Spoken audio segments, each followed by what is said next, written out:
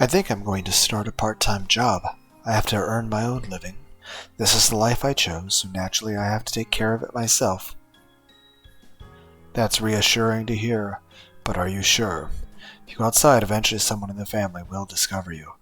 I gave that a little thought, which is why I'll need Mion's help. Kasai, would you mind calling the main house for me? When Mion answers, pass me the receiver. Oh well, whatever you say. What could be your plan? Kasai dialed the number. It's funny to me that we're calling the main house, even though that's the place I most want to avoid at the moment. Hello? Good morning. Is this Mion-san? It's been a while. This is Kasai. Yes. Good morning. Could you hold for a moment? I'm letting someone else on the phone. I take the handset. Hello? Can you tell who this is? That voice. But that can't be true. Shion's still supposed to be confined to St. Lucia's. You can't be her. Yeah, they forbid outside calls to the academy. But you're talking to me right now. Even my dim-witted older sister should understand what that means. Did you sneak out of the school? Oh, how? That's not important. I really missed you, sis. Gah. Shion! That was as far as I could take it. And Mion had hit her limit too.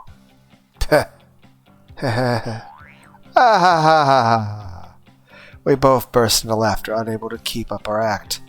It's been a while since we laughed out loud with each other like this. It's been forever, Shion. Seriously, what's happened with you? There's not much else to it. I haven't lied or anything.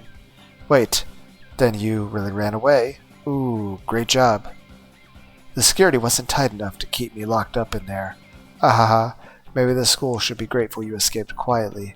You were serious, it'd be easy for you to blow up the whole building to make your escape. Well, I couldn't have done that, but I might have set it on fire. Hahaha. Kasai smiled at us in amazement, his face a blend of amusement and exasperation. Is it okay to talk to you now? It's alright. Granny is out for a lesson. She's coming home later in the evening. That's good. We should get together and talk soon. Just over the phone for today, though. Okay. Did anybody report my escape to our grandmother? Nope. We've heard nothing. I'll pass along all the calls and guests to the main family for now, so no news reaches Granny without going through me. I'm sure she doesn't know. Wow, that's awesome. You really sound like the next leader of the Sonozaki family. You know I don't like that. You should have taken my place. You're the one with the demon, aren't you? Well, keep giving it your all. I'll be rooting for you from the shadows. Anyway, that's not important now, huh? You sound so indifferent. Well, that's okay, I guess. If you hear anything about me, give Kasai a call. I'd like to give you my number here, but I'll keep it a secret for the time being. Sorry. Alright. If Granny hears you fled the school, there'll be all kinds of trouble. I'll be on the lookout for now. And I'll let Kasai know if something happens. Thanks. I also have a favor to ask. I figured you would. Money's out of the question, okay? I never thought I could pester you for money. I just want to ask you for a little help in my part-time job. I see. So that's it then. What exactly do you need? We can communicate fast in a situation like this. We don't have to get details because we know what is the other's minds. Uncle Yoshiro is on my side, isn't he? I'm going to try and see if I can get a part-time job at one of the businesses he owns. Then I'll call you when I know my shift. So I just have to disappear while you're working, right? That's a little taxing. What are you saying, sis? Are you turning down your only sister's request? Seriously? Alright, I'll do it. I wouldn't want to see how you retaliate if I turned you down, huh? Thanks. I'll buy you a cake from Shlanka Birthdays. Like I said, as far as I'm concerned, nothing bad would have happened later on in the story if, the older people in the Sonozaki family hadn't threatened to, murder Shion and Kasai and Yoshiron and forced Mion to be in a situation to physically torture her own sister. Just saying. No fucking justification. Like, I feel like that's the sort of situation, like even if the police don't care about the Yakuza stuff, which again, really, that's a whole separate thing, and I don't think it compares at all in regards to what happens to Shion later, which there's no reason for that to have to happen. Like, in general, I'd feel like Yakuza stuff doesn't even matter in comparison to that stuff. I mean, just, I don't know. Any situation where someone's using fear or control or torture or violence or intimidation or even just anger and hatred to control somebody, yeah, there's no reason why you should expect that person not to fucking hate you. Like, there's no reason why Shion shouldn't absolutely hate everyone in the Sonozakis for what's going to happen. And there was no justification for it. Like, it's...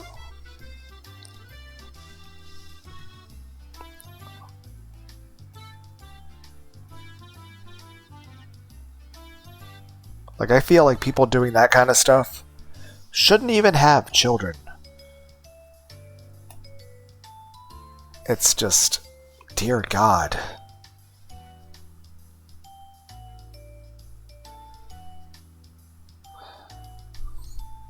Like I said, feel bad for Shion and Mion, but at the same time, you know, lots of people get hurt afterward that had nothing to do with this bad stuff. I'll throw in tons of pretty tarts, too. Shion? Schlanke Bertha closed last fall. Huh? Is that so? Yeah. The owner had a stroke. He reopened the store once, but he got sick again, so he had to shut it down. I see. That's a shame. I won't be able to eat their Blanc cakes to my heart's content anymore. I was disappointed my favorite cake shop had closed down, but more so that this town had changed without my knowing while I was gone. It was kind of regrettable. Are there any other changes I should know about? Yeah, there are some. I'll tell you when we meet up next time. Thanks. I'll tell you about my school life. Let's set a date. I'll call you. Alright, I'll see you then. Mion, what is it? How are you? I'm fine. I'm glad to hear that. I'm hanging up now. Okay, see you. It's really been a while since I last talked to her. I put down the phone and heaved a sigh as Kasai brought in some tea. So how did it go? Do you remember Uncle Yoshiro, who was in favor of me staying? I'll talk to him about my escape and ask him if he can hire me to work at one of his stores. Are you sure? Some of the other relatives might find out. That's why I asked this for a favor. I'll contact her when my shift is set, and she'll disappear while I'm at working. Do you get the picture? Kasai looked puzzled. It's not really that difficult to grasp. It's simple. If somebody finds me work, I'll tell them that I'm Mion. Do you get it now? Normal people wouldn't buy this kind of plan, but Kasai knows too well how easy it is for my system and me to trade places. That's audacious, or shrewd, I should say. I'm impressed. Is that a compliment, Kasai? Hee hee? Kasai looked amazed. If things go south, it'll affect him too. Considering the rules of my dad's profession, he won't be able to get away with just a mere apology. That's why he doesn't want me to do anything too risky. I think I have to make it up to him since he helped me escape, even knowing that risk.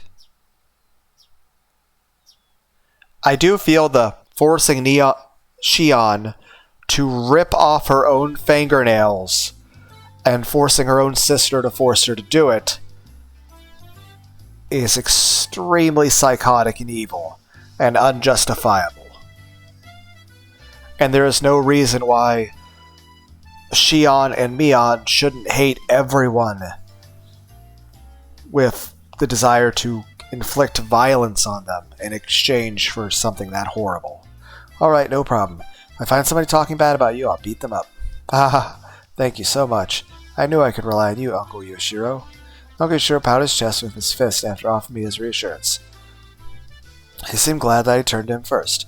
I'd be happy to help, since I'm so impressed that you're trying to support yourself. I also feel like Kasai and Yoshiro shouldn't be punished at all in this situation. Same with Mion. Heck, I don't even think Shion should be punished. for this sort of stuff. Like, it's...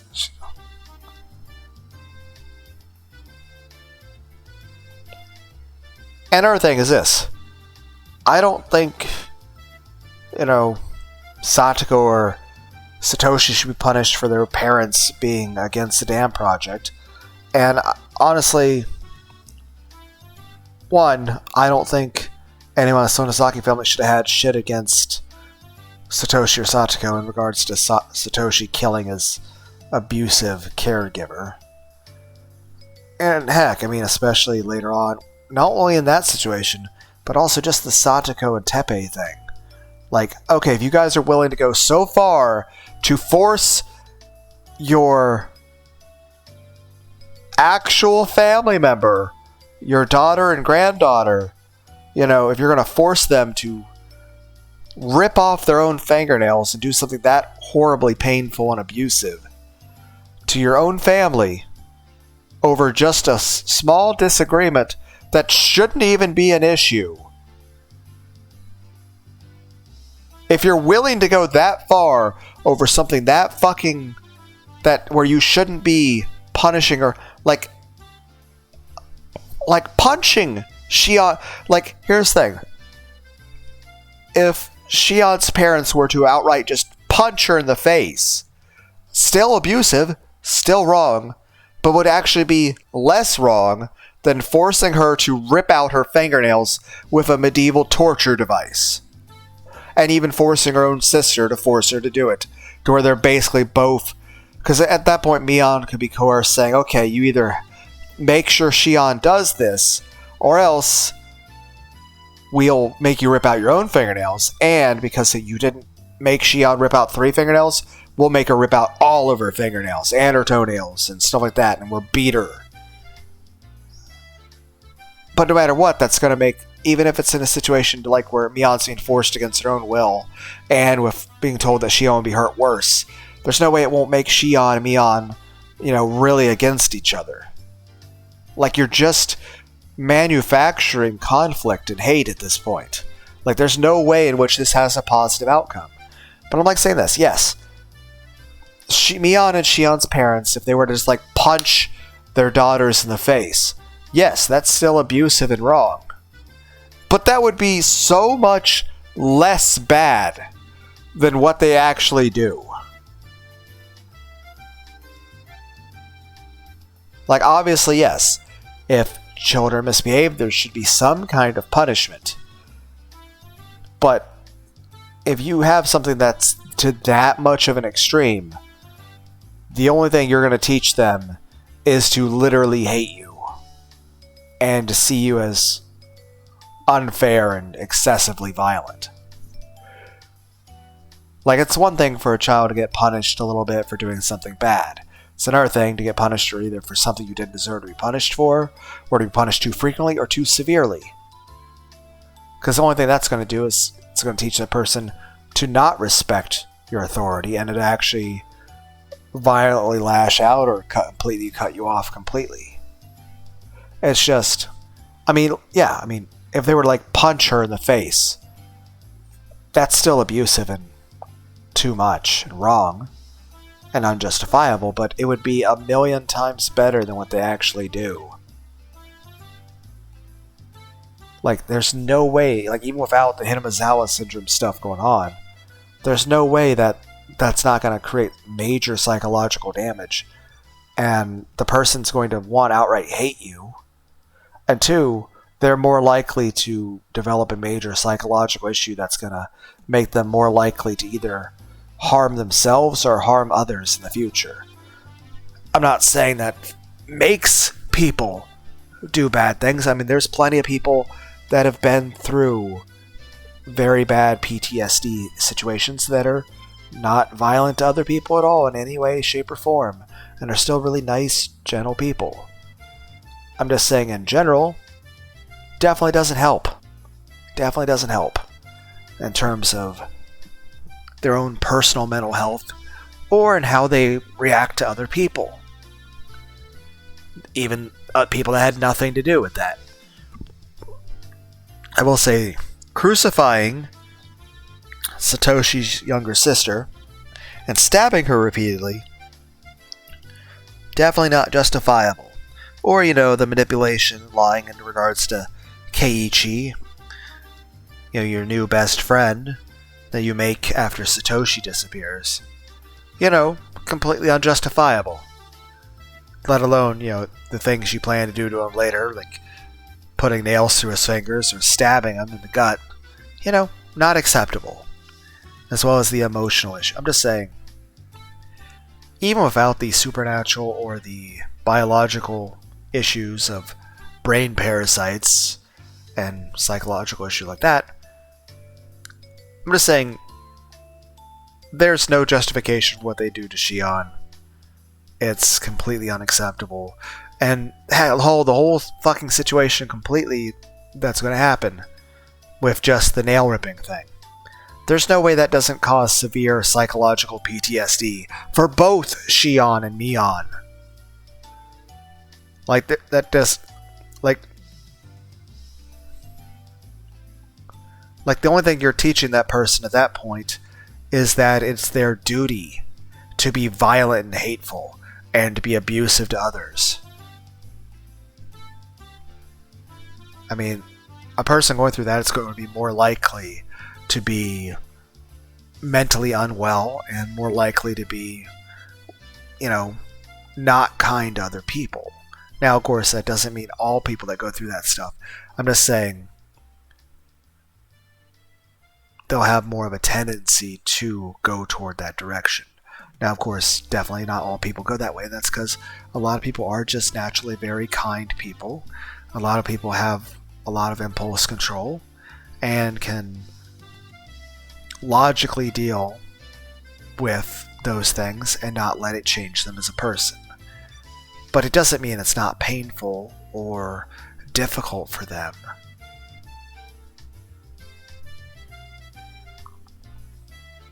But, yeah, it's just... I'm just saying, everything that happens in regard to that nail-ripping scene it's completely unjustifiable. There's... I feel in that situation, everyone who decided that that was the decision they were going to do, that no, you need to punish the person that way, honestly, prison. As far as I'm concerned, the Yakuza stuff, it doesn't even hold a candle to, I don't know, child abuse. And heck, even if we factor that out, let's say Shion and Mion are in their late 20s. Still doing that kind of stuff to anyone, let alone your own family members, is... Yeah, that's all. The only thing that's going to do is give them PTSD, make them psychologically very unhappy people, and make them fucking hate you. Which means in the situation that they do fully lose grasp of their psychological, self-control, you're first on that fucking list.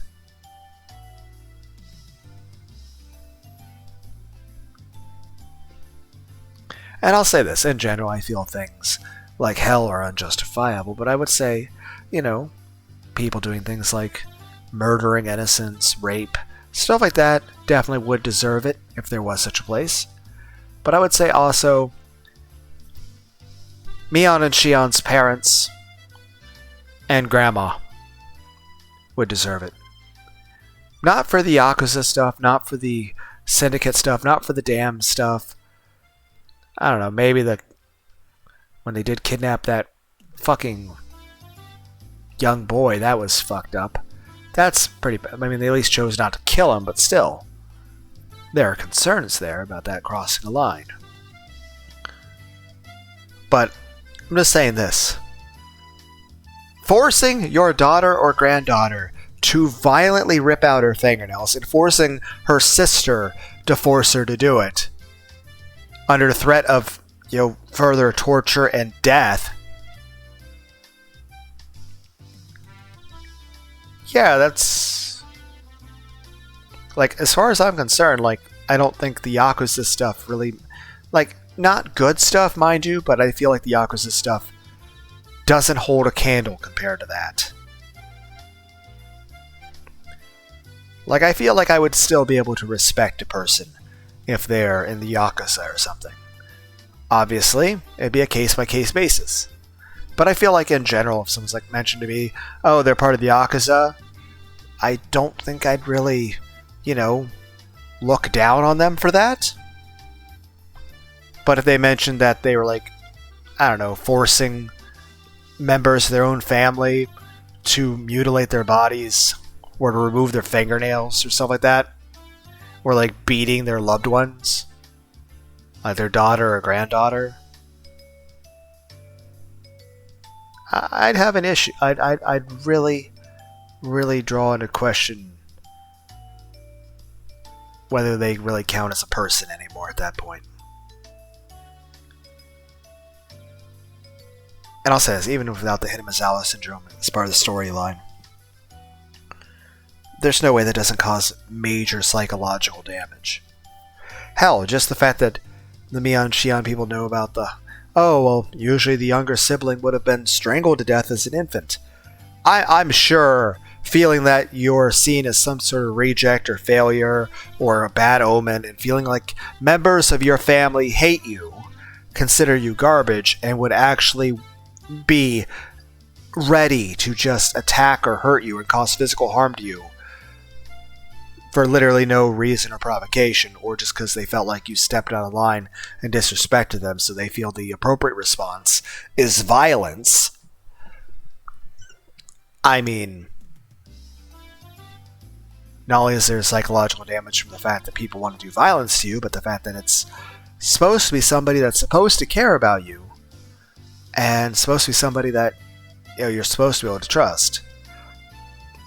I mean, that's type of betrayal and a violation of your own ability to feel safe. There's going to cause major issues with a person. Plus, I mean, the context of the Hinamizawa syndrome, yeah, that kind of severe stress probably started, honestly, like, here's the thing, Satoshi disappeared a year before Kiichi showed up. Honestly, how the fuck did Shion not completely succumb to the Hinamizawa syndrome because, I mean, Hinamizawa syndrome usually tends to manifest if you leave the village, or I don't know, maybe she just wasn't exposed to the brain parasite stuff at that age yet. But at the same time, it's just,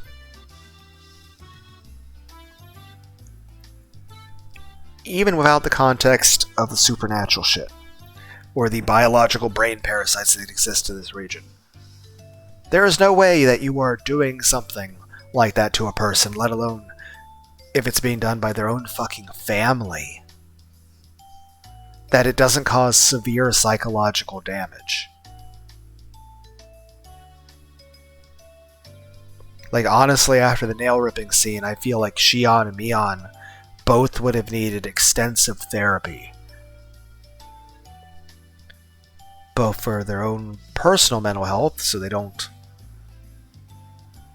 become either depressed or violent, because honestly, both those things would be normal fucking responses to that kind of issue. And again, if they're willing to go that fucking far to force Shion to do something like that, then okay, why didn't you guys fucking kill Teppei yourselves when it became clear that he was beating, molesting, and outright abusing and endangering the life of Satoko?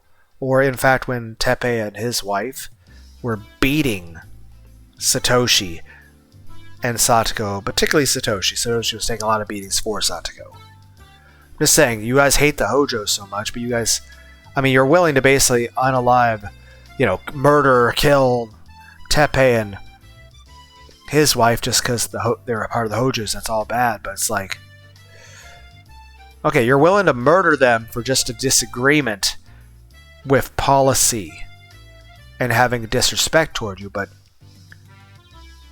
I mean, literally everybody in the entire village knows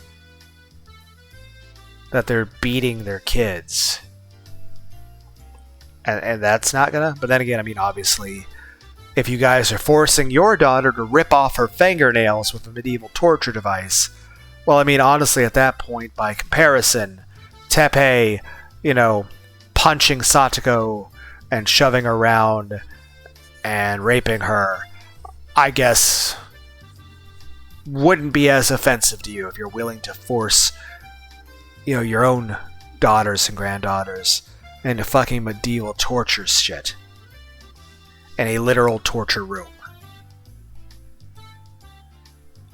And it'd be one thing, I mean, you shouldn't be doing that to anyone, but the fact that you're even going so far as to do it to your own fucking family?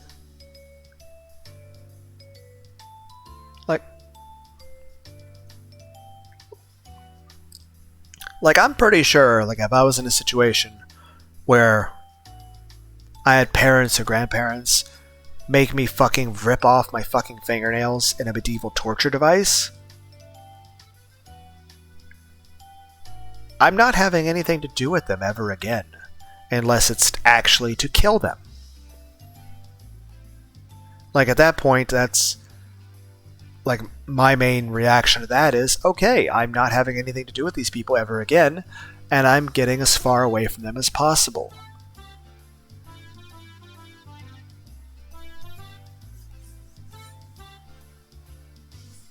It's just, how, here's the thing. Oh, you're instilling fear and control in this person.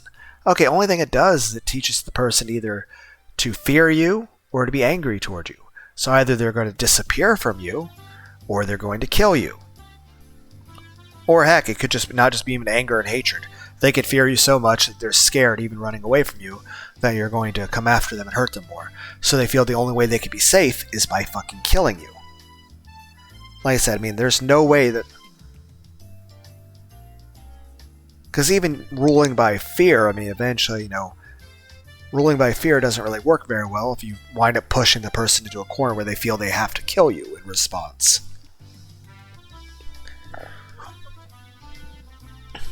I mean, it's still not justified how she is to Keiichi and Satoko.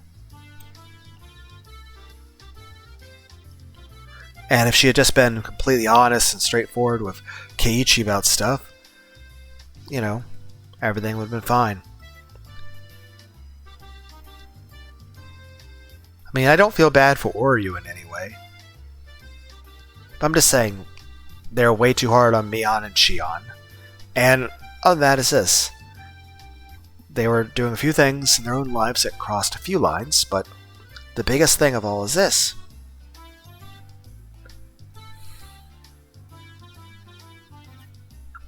If they're willing to cross those lines, then that's what? They're willing to cross that line for Shion leaving a fucking boarding school that she's put in against her will to where she chose to leave and then just live a peaceful life working on her own, paying her own way, not causing any trouble for anyone really.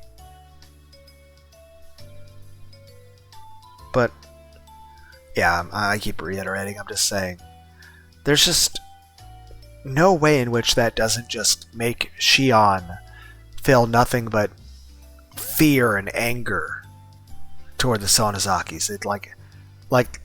Let's be clear. One, if you had a loving, caring family that actually gave a shit about you or respected your well-being or cared in any way, they wouldn't do something like that to begin with. But I'll tell you this, even if it was a healthy family life in any way, which it was, they wouldn't do that. But even if there was, let's be clear, there's no going back to, mutual respect and trust and love after that. The moment the person that you air quotes would have respected or trusted or cared about or thought cared about you forces you to rip off your fucking fingernails, there's no way you feel anything other than fear and hatred toward them. There's no way. I mean, obviously, if you're trying to train a fucking Sith apprentice, maybe that would work out. If you're like the Sith, that could work. Obviously, That's kind of what you're going for if you're a Sith. But I mean, unless you're like literally the fucking Sith, like I could understand it'd be the kind of thing I would expect from like, you know, Palpatine and Vader and stuff, or Palpatine and Plagueis. You know, I could expect that from Sith toward other Sith. But I mean, and even it's not like it's a good thing. I'm just saying, I mean, if your goal is to instill fear and hatred and anger and depression into somebody and PTSD, well, then that's how you do it. But if that's not what you're trying to do, then, well, it's a very stupid, unethical decision. I'm just saying, it's still unethical the other way. It's just I'm saying it's not stupid because you're getting the results you want. I'm just saying I just don't know, like Akane or you know, Akane being her mom. I'm not sure like what your goal was, because unless your goal was literally to instill nothing but fear, anger, hatred, PTSD, and depression, and mental illness and paranoia.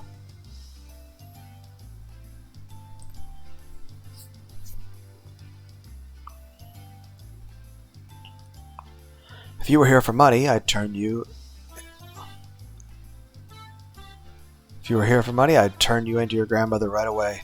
What? You're scaring me, Uncle. I knew he was reliable.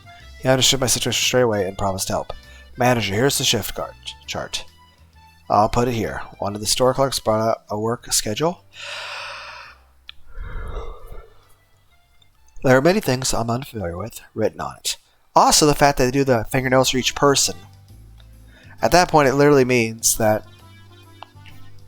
had we not gone to Yushiro and chose instead to just live off of Kasai hidden in his fucking house, one, I never would have been found out, and two, I would have had one less fingernail to rip off because there's one less person that needs forgiveness.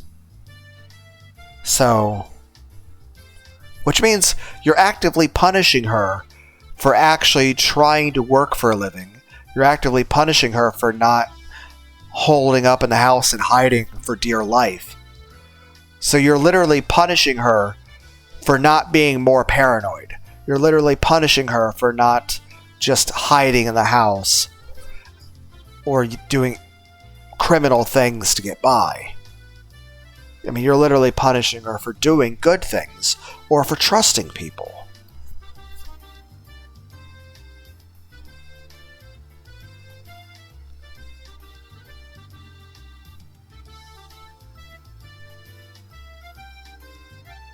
And even then, like, I get, like, and I understand, like, there are certain lines you shouldn't cross. There's certain rules you just shouldn't break.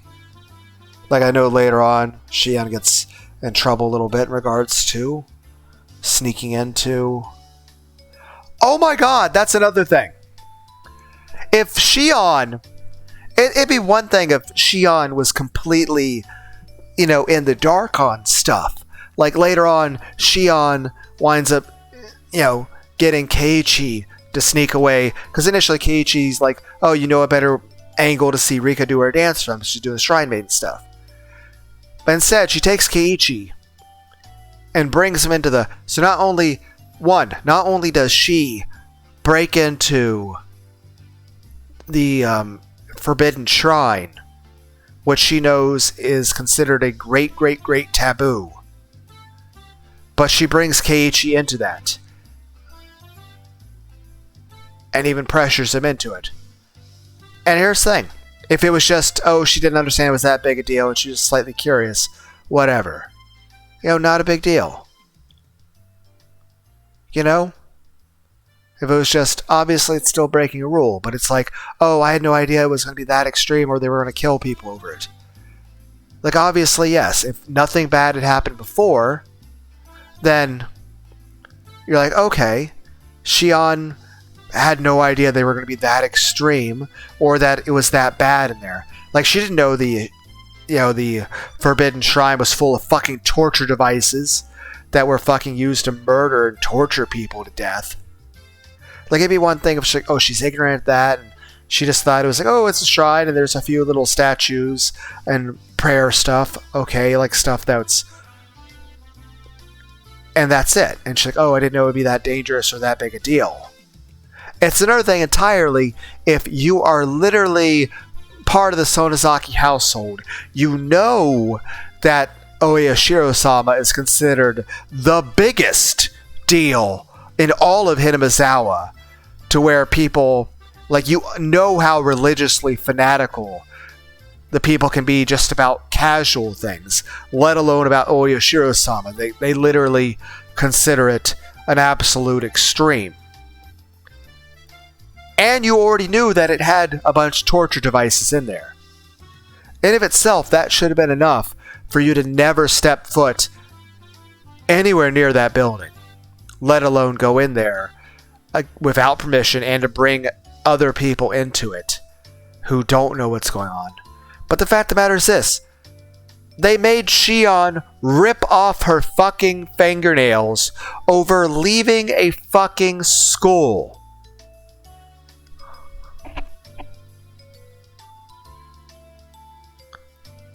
Basically, she decided, I don't want to go to this school and I want to go to a different school. So basically, over having a minor disagreement over something that's not that big a deal, they forced her to rip out her fingernails, and they forced her sister to force her to do it, or else they'd rip out more of her fingernails, if not murder them both, or just horribly torture them even worse. And at threat of torture and murder of Kasai and Yoshiro, who were literally just being kind to her and caring about her, and who, outside of the stuff with Shion, had literally been the most respectable, upstanding, loyal people to, the family in general, and had been actually productive, high-functioning members of society and good people. Like, here's the thing, Shion. Yes, it's completely fucked up they made you rip out your fingernails. I feel that's completely unjustifiable in any way, shape, or form, and all the people that forced you guys in that situation should have gone to prison for that. But, again, while I don't feel like you deserve death or anything really bad about the shrine either, I will say this. You literally, a year earlier, had the people that would be angriest most and would know about you breaking into the shrine forced you to rip out your own fingernails. You then chose to essentially break what they let me get this again. I'm not saying it's justified for them making you rip out your fucking fingernails. Heck, I don't even think it would have been justified punishment for the shrine thing. But I'll tell you this, if there's a group of people that were willing to physically torture you, kidnap you, and make you rip off your fucking fingernails over a small, minor indiscretion, then why the fuck would you then piss off that same group of people over a major issue that they would kill people over? Like, here's the thing. Like, I feel the only two reasonable responses to a group of people that makes you rip out your fucking fingernails over anything, any reason for making you do that, let alone a small, minor indiscretion, would either just be outright fear and hatred or any combination of the both. And I feel like the only reaction to either one of those things or the combination of those feelings is either to completely, have nothing to do with those people whatsoever and get as far away from them as possible and basically just disappear yourself from them so they don't even know what country you're in, or you kill them. That's the only reasonable responses. You either completely disappear from them to where they can never see or hear from you ever again, and you basically completely drop off the radar, or you kill them. There's no other response. You either completely like oh, these people made me rip off some fingernails with a medieval torture device. Well, in that situation, you either go several thousand miles away and never have anything to do with them ever again, or you kill them. Like, there's no other logical response to that. You either kill them, or you go so far away from them that they can never even know where you are ever again. You don't continue to be around those people and then choose to then break like what they consider the highest law in the universe.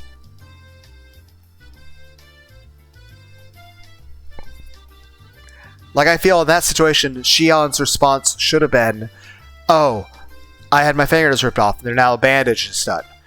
Your reaction then should be either to immediately decide that you need to leave and go as far away as fucking possible, or kill them. And in the situation where you're forced, where you have to stay in Okinomiya, and there's no possible way to kill them, and there's no way to leave, well, you sure as fuck avoid breaking any kind of fucking rule ever again. I mean, granted, you don't respect them, and you don't care about them in any way, you fucking hate their guts, but you sure as fuck do everything you can to stay the fuck away from them. Because at that point, and it's not out of respect, it's an out of issue like, okay, these people are terrible, awful, horrible people. It's kind of like if you're walking down the road and you see a person holding a knife and they're covered in blood. You don't approach that person.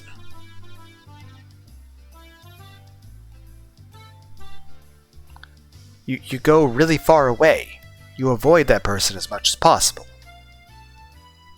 It's just, I feel like there is no situation where it's a good thing to do, or ethical, or moral, or justifiable, or not completely fucking evil to force someone to do something like rip their fucking fingernails off. Like, I feel like there's very few situations where someone would do something deserving of something like that. Like, I don't know, beating children, or raping people, or murdering an innocent person maliciously for no reason and not on accident. Like, obviously, I'd understand, like, someone, like, say if you're driving a car and you suddenly had a heart attack and you accidentally drove onto the sidewalk and hit somebody. That's awful and horrible. But I don't think you should be held responsible for that. You had a fucking heart attack. Now, obviously, if you were, like, drinking and you did so because you were drunk, okay, you should be held responsible, but I feel like your punishment should be much less severe than if you were, like, maliciously choosing to just run someone over on the sidewalk because you thought it'd be funny. And again, maybe a little less punishment if it was somebody that did something wrong to you in some way. I mean, but at the same time, if it's a complete innocent person, or someone had nothing to do with you, or someone that just, like, it'd be one thing if a person just insulted you or something. But I will say this, I do feel like Shion would have been justified, like, if she was driving her car and saw Oryu, or any of the people that forced her to rip off her fingernails, if they were on the side of the sidewalk, I feel like Shion should not be punished at all if she runs that person over. You know, and again, that's a possibility when it comes to jury trials. That, one, obviously, if the jury thinks you didn't do it, obviously you're not guilty. But it's also, jury trials have ability where a juror can decide that, okay, we have evidence that shows that you did, in fact, commit this crime. But we also decide, as jurors have the power to do so, jurors not only have the power to decide that they don't think the person's guilty of committing the crime, but they can also choose to declare the person innocent if they decide the person was justified in committing the crime. That's a power that a lot of people don't understand that jurors have. Like, not only do you have the power to declare someone innocent if you don't believe they committed the crime, but you also have the power to declare a person innocent if you think that they were justified in committing it. But also, it doesn't work in reverse. Like, you can't declare someone to be guilty if you think they didn't do it. You can't do that. you also can't declare someone guilty if you think that they deserve to be punished for something else, or punish them for a crime that, so basically, where like the law decides that they were justified, but you think they still deserve to be punished. Like, no, it doesn't work that way. It's simply an issue of this. The reason the law is set up the way it is so that innocent people who didn't commit the crime don't get falsely imprisoned or punished, and so that if someone were to do a thing where it's under a justifiable circumstance, they can be pardoned. And of course, it's also possible governors and presidents to pardon people too. I'm just saying this. If someone was like tortured and had something horrible done to them, and then they saw the person who did the horrible thing to them and chose to run them over with a car, obviously I'm not advocating for violence and I'm not condoning violence. But at the same time, I don't think a person in that situation should be punished. Obviously, I don't control the laws or anything, and obviously it would still be considered very, very illegal. But personally, I don't think, like if after the thing with the nail ripping thing, if Shion hunted down Oryu and fucking murdered her grandmother on the spot, even if it was a brutal murder, I would understand. I would feel that Shion should not be punished. Now again, is it up to me? No. I mean, unless I'm like part of like the jury or something like that. But in general, I feel like a person in that situation should not be punished for that crime. But not up to me. And again, I also would suggest that if Shion were to ask me what to do in that situation, I would tell her it'd be best not to kill Oryu and to just leave it be. But I wouldn't condemn her if she did. But I would definitely tell her that it would come with its multitude of complications and problems that could make her life even worse. So, but at the same time, I would understand her being very emotionally angry. I mean, I'd be very emotionally angry. It's called empathy, where you can see somebody else and you can understand, okay, they have a right to be angry in that situation. Like, I would feel like somebody, like, heck, if you're somewhere and someone's like, I don't know, raping and murdering somebody, and you step in and even purposely kill that person, let alone accidentally kill them, trying to save the other person. I don't think you should be punished in that situation. I mean, but at the same time, different countries also have certain laws, and each country can be different. I guess it would matter the most, like, wherever country you live in, be mindful of whatever the laws are where you live. I'm just saying, I don't think Shion should be punished in any way if she were to kill Oryu or the people involved in forcing her to, like, I feel like if somebody was like forced to rip off their fucking fingernails, I feel like they have the right to kill the person who made them do it.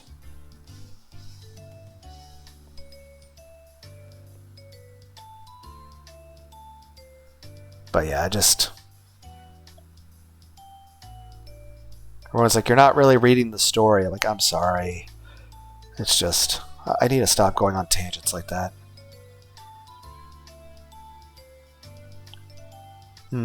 What restaurants does this menu make you think of?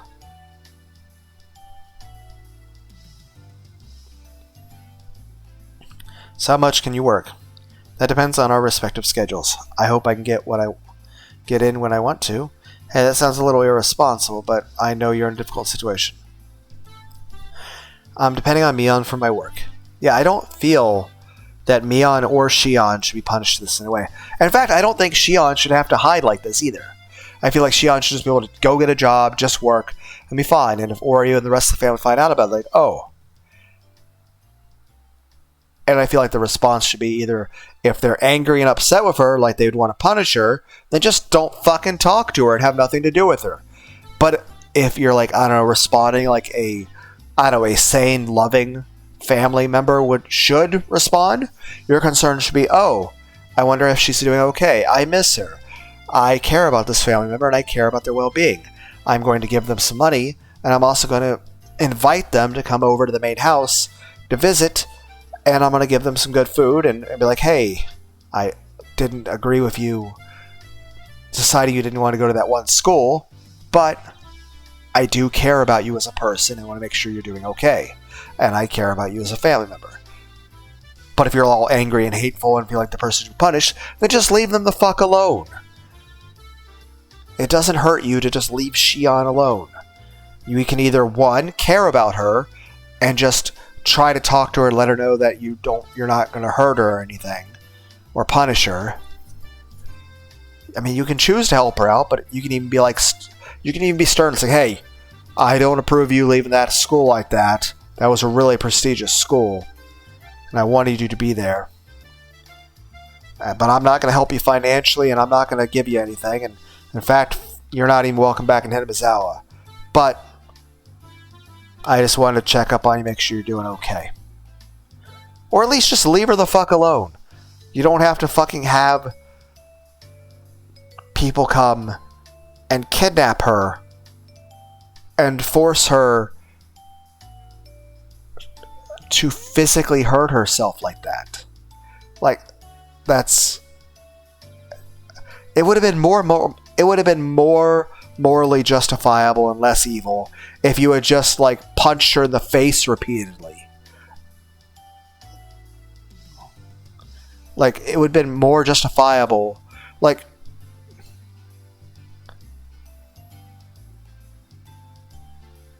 it would have been more justifiable for you, like, just to punch her or something. Which, again, still wrong.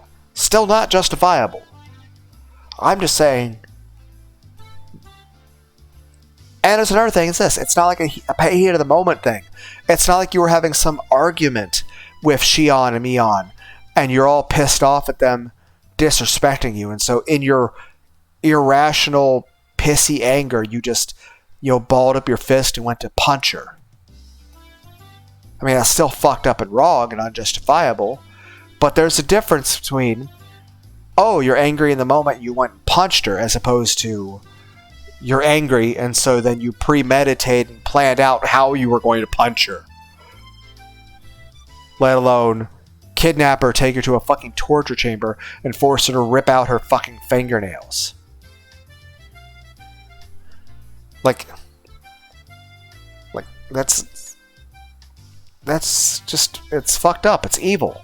Like, there's no reason why Shion shouldn't feel nothing but fear, anger, hatred toward all of you, and any combination of that, as well as have severe psychological mental health problems, PTSD, and depression, as well as paranoia, and maybe even just random spouts of just random anger, to where she's going to be possibly violent to other people for no reason, where they don't deserve that, but, she's acting out from the severe trauma.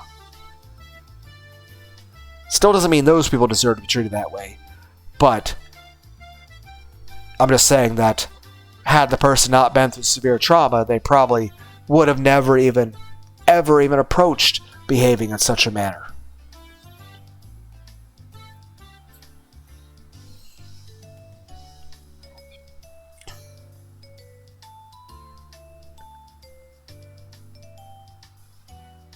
Depending on me for work, our schedules have to match. Of course, Uncle Yoshiro understood that. But I also knew he couldn't afford a selfish part-time who only works when she wants to. In the end, he decided to hire me as an office helper, not an official worker. As a temp, I wouldn't have to work his schedule. My uncle also decided to pay me out of his own pocket.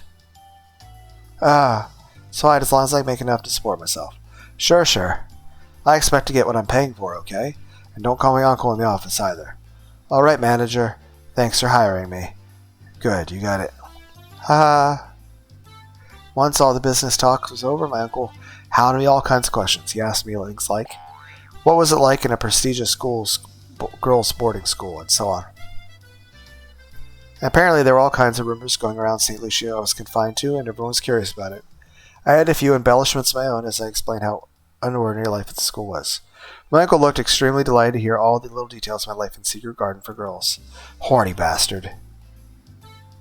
Once my uncle was satisfied, it was my turn to ask all kinds of questions. I wanted to know if anything peculiar had happened while I was gone. I won't be able to act like Meon unless I can fill in the gap of information left in the past 2 years. There haven't been any big changes. It's been quiet since the end of the dam conflict. I went to the end of the academy only a bit after they froze the project. There was still a bit of tension then. Even after they shut down the construction, things were still tense because the project was entirely cancelled. But the Onikafushi Gardens disbanded about a year later. There was a big ceremony held at the shrine. That's when the dam conflict officially ended. That's right, after I was imprisoned. Is everybody slacking now that the conflict is over? Waha, I guess you had fun playing at war back then during the dam protest, didn't you? Try to imagine how much suffering the adults went through every time they had to come pick up their kids from the police station. Well, I can't deny that. It was like a festival for us. Uncle Shiro seemed exasperated how differently kids and adults treated the conflict. Oh yeah, there was the dismemberment murder, wasn't there? The one where the fucking jerk of a construction manager got split to pieces? They still haven't caught the cult behind that, have they? Did they finally catch him? Come to think of it, don't think they caught him yet, no. It happened the night with Tanagashi, didn't it? I remember everyone making a fuss about it being Oyashiro-sama's curse. That was pretty scary for us kids. Yeah, Oyashiro-sama's curse. That happened the year after, too. That's right. That was scary, too, wasn't it? Who was it again? The guy who supported the dam died next, right? Hojo, wasn't it? And it happened on the day that with Tanagashi once again. Everyone went crazy saying it had to be a curse. That was horrifying. Definitely. By this logic, the only way to make Oyashiro-sama happy would be for me to be going around the village just randomly attacking people. Just saying, this doesn't foster good society or good mental health on an individual level. Like, I feel like this causes, like, on a societal level, people to be more violent to each other. Like, there's no way this has good. There's no way good things happen from this. The construction manager that everyone hated was killed and dismembered on the night of the Watanagashi Festival. That incident on its own was more than intense enough for us kids. Worst part, his body was never found, which made it almost a ghost story amongst us. Damn. I seriously believe that severed right arm was roaming in search of the body it belonged to. It didn't take long for the rumor of Oyashiro-sama's curse to become a topic of discussion among cult researchers and the like. Considering the circumstantial factors, even so, the rumor faded away about a year. After the dam project was officially frozen, we held Watanagashi purely as a festival. But the curse struck again. The victim was a pro-dam activist who lived in Himisao by the name of Hojo. He and his wife were on a trip when they fell from a cliff to the depths. It was considered an accident. Technically, police are still searching the wife's body. But I remember right, they never did find it. Did they? Once again, the man's most worthy Oyashiro-sama's curse fell victim on the night of Tanagashi Festival.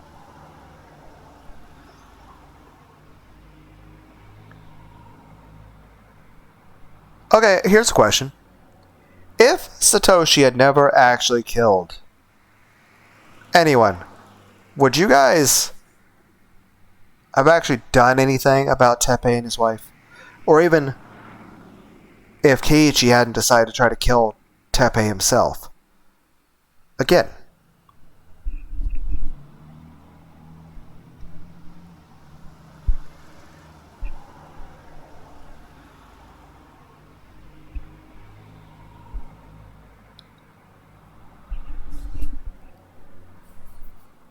I'm just saying, if you're willing to force your own granddaughter, let me get this straight. If you're willing to force your own granddaughter to rip out her fingernails over not wanting to go to the same school that you want her to go to, if you're willing to murder people because they're going to build a dam in your village, if you're willing to cause massive property destruction and destroy $100,000 worth of equipment and cause road barricades and throw bricks at people and even go up to random people and stab them to death and all lie and cover each other for it. If you're willing to kidnap a small child and use them as ransom leverage against a major politician, if you're willing to do all of that, including in the future murdering random detectives or people that get too close to the kind of truth, and of course murder people for just looking inside a shrine,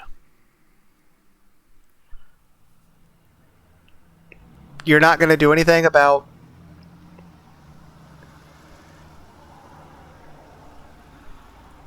people that are beating their kids?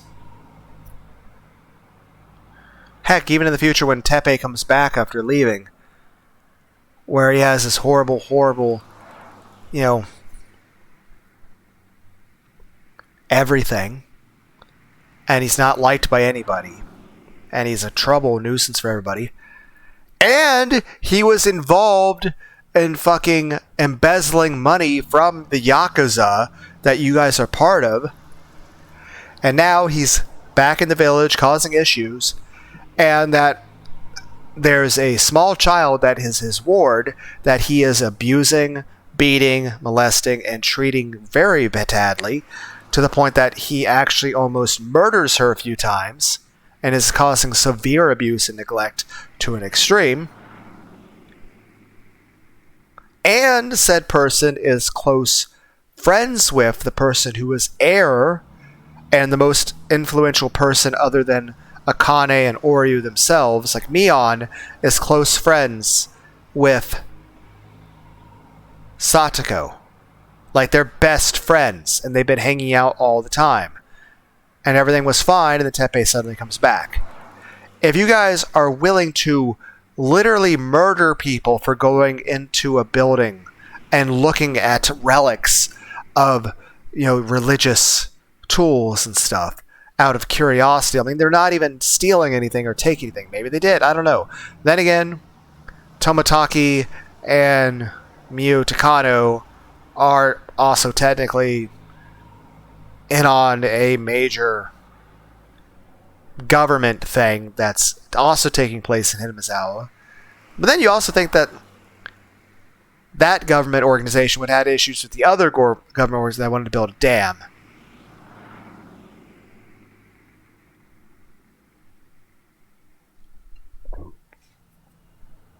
I'm just, like, you're willing to do all these things. Like, I would certainly have, like, if you're not willing to do those things, then okay, fine. I'm not going to criticize you for not going after Teppei for, committing horrific acts of child abuse.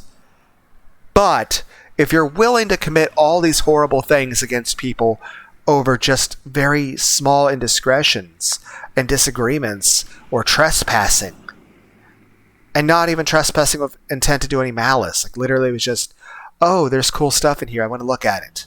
And that's it.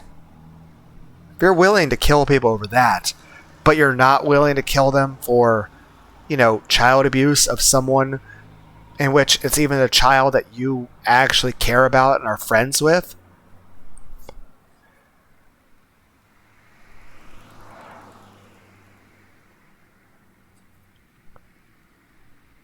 heck, even the other government, like, okay, so the Yakuza is not going to step in.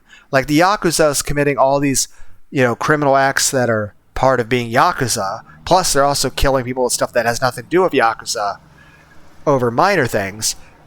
But you're not willing to step in for this. In fact, for somebody that was stealing money from you. Or like the other corrupt government organization that's like a bunch of medical Nazis and shit. Like, let me get this straight. You're doing all this horrific stuff to where you're willing to murder people over small things. But members of the evil cabal of questionable moral decisions have people that they themselves value and care about. It'd be like, imagine Hitler. Hitler did a lot of very bad, morally bad things. But he had a dog, and he cared about that dog. Now imagine somebody attacked his dog and like hurt his dog. I would feel that if he felt that it was okay to commit the horrible things that he did for other reasons, then I feel in that situation it would be even more immoral for him not to fucking kill the person who hurt his dog. Like, if you're willing to commit horrible atrocities to innocent people, then why not to the guilty person? It's like same way with Tepe. It's like, okay, let me get this straight. You're willing to do horrible things to people that are even family over doing things that weren't even bad. You're willing to do bad things to innocent people. But there's this person that actually deserves horrible thing, and you're not stepping in on that? Especially since, the person being hurt is actually someone you... I mean, heck, at one point Keiichi was suggesting, Mion, why don't you guys adopt Satoko? Because I'll say this, yes, Orio's a bitch, but she also has absolute fucking power and authority. To where I'll say this, if I went to Hinamizawa, I would want to try to treat her with respect. Just because she's in that position of authority. But obviously, if I find out like she's done things I don't approve of, like what happened with Shion and Mion, or if she's personally like offending me, then I'm just gonna want to fucking leave. And also, again, it would have been something if Keiichi had just made the suggestion to his parents, like, hey, can we adopt Satoko? Or even if that wasn't an option. One, he could still bring it up as a possibility, but even if they say no, his parents obviously have some kind of leeway to, one, either help in some way, or two, at the very least, they understand, that their son's going through stuff, and he's got emotionally conflicted about this.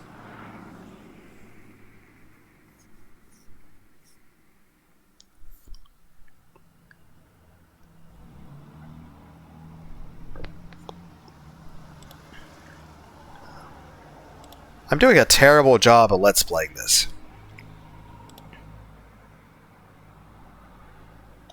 It's like I've spent hours on Meakashi. We have made no progress. I will try to stop. I'll try to stop going on these tangents. It's just what the fuck. Like, one, I find it completely horrible and disgusting that they do the thing with the nail thing to Shion. Like, I feel that's completely unjustifiable in any way. And it's horrible. And it's disgusting and it's horrible. But also, if they're willing to do that, but you're not willing... Like, at that point, Mion is, like, literally heir to the Sonozaki family, and is the person with the most fucking influence. And her and Oryu live alone. And at that point, she's been hanging out with Sadako for a while. At that point, Mion would be like, hey, Grandma, my friend, she's really sad now. She was, that friend of mine that was orphaned because both of her parents died, and then her brother disappeared. And they also went through a bit of abuse, too. And then she's been living with Rika Furude, the literal fucking reincarnation of Oyo Shirasama, our god. And, these two children who are both my best friends who have been living together and doing just perfectly fine and are super happy and are both people that are like, Rika is supposed to be very doted upon in this society, and we take Oyashiro-sama very seriously. We take our shrine to Oyashiro-sama very, very seriously as like the most important thing in the universe to us. To where, like, someone disrespecting Oyashiro-sama is more of an upset to us than if they were to, like, insult us or our town or the Yakuza. All of which would be very important to us and we would probably kill over. But we consider Oyashiro-sama, and not only is that thing where Rika's, supposed to be reincarnation, but she's also the Shrine Maiden of it, and Sato's been living with Rika for a year. Rika's now very sad. We're supposed to dote on and care about Rika Furude, right? Especially since she's the only person left alive in the entire Furude family, which is considered one of the 3 major families. And I'm pretty sure Kimiyoshi, the other major family, absolutely hates Teppei as an individual. It's kind of like, the whole Batman villains thing. Like, there should have been no reason for Superman or Batman to ever kill the Joker. I mean, not only an injustice, he should have just been executed in a public execution by the government for doing that. For the nuke thing. But even then, even in the Batman the Animated Series, like by the first episode that Joker's in there, he's, committed more acts of terrorism than fucking Osama bin Laden. Like, at that point, any normal citizen or even the government themselves on any level, not even of the government that the country is in, should be, trying to kill him. And, take him to court and execute him. Even in a world that if you, in general, even if, the entire world had decided that public execution or the capital punishment wasn't acceptable, I feel like even before the injustice things, just for what he did in the animated series Batman the Animated Series, I just feel like even just for that stuff, even in the most tame versions, even in the stuff that's rated Y7, I feel even in a world that outlawed, public execution and capital punishment, I feel they still would have killed him. Then, I'll say this. Nobody would have blamed Batman for killing the Joker. Even then, all the times that Batman punches the Joker, it should have just been, there's no way Batman, a person who is peak physical condition, is punching people and throwing them across rooms without someone accidentally dying. Even if, you don't have to Batman levels of strength. You could just be an average person punching another person. Yes, you could have lots of fights and people not get hurt. But here's the thing. The way Batman's punching people, there should be people from time to time that just somehow, landed wrong and broke their neck or got a really hard concussion. It's not even an issue of Batman purposely trying to kill anyone. It could just be an issue of the fact that, Batman's really strong and this average person and even if you're also a really strong person, even if you're a fucking Bane, a hit by a blunt object to the skull could still easily kill you. Even if it's just a fist. Especially if it's a fist from somebody who's very strong and able to throw really hard punches. Same way with Batman. I don't care how rich you are and how good your medicine is. There's no way you're going back to even being a basic athlete after getting your fucking back broken like that. Let alone the shit that he does. Heck, even if he never got a single injury, the wear and tear alone would be too much. I'll tell you this. The parkour stuff in Assassin's Creed is so fun. Assassin's Creed 2, Ezio Auditore, and Black Flag and Rogue. Awesome, incredible, so fun to play. In real life, even if you had the physical strength to do it, it would be so physically exhausting and arduous, and it would not be fun at all. Also, it would be extremely dangerous if you fell. But here's the other thing. There is no person alive actually capable of doing to the degree that Ezio Auditore could. And even if they could, over time, just wear and tear would tear them up, the amount of arthritis they would get. And even then, they miss one jump, dead.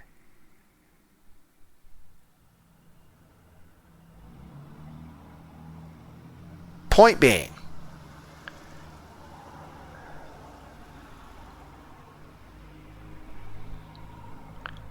there's just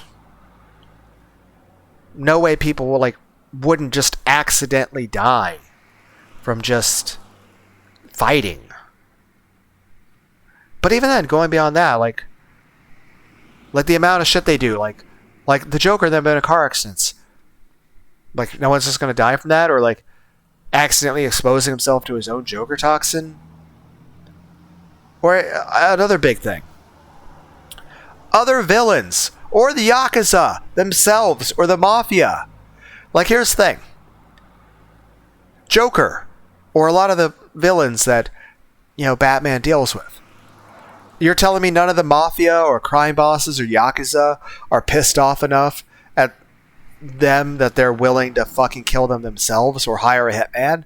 Heck, I'm kind of surprised somebody hasn't just straight up, hired like Deathstroke or Deadshot or Deadpool to kill the Joker. Hell, I'm surprised that Two-Face, or a lot of those people, not even just from the movie with Christian Bale.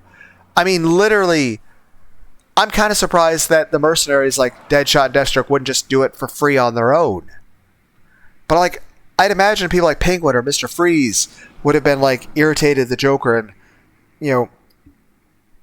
either sought them out themselves or as a retribution for their things that Joker's done against them. As a personal slight, whether it's an insult, attack, or even attempting to kill them. Like, there's no way that they wouldn't just go for revenge against the Joker and kill them themselves. Also, why is the Arkham Asylum so bad at keeping anyone there? Or rehabilitating anyone? I still think it'd be interesting if you made a movie with Jeff Dunham as the ventriloquist from the Batman animated series. Walter can be Scarface. But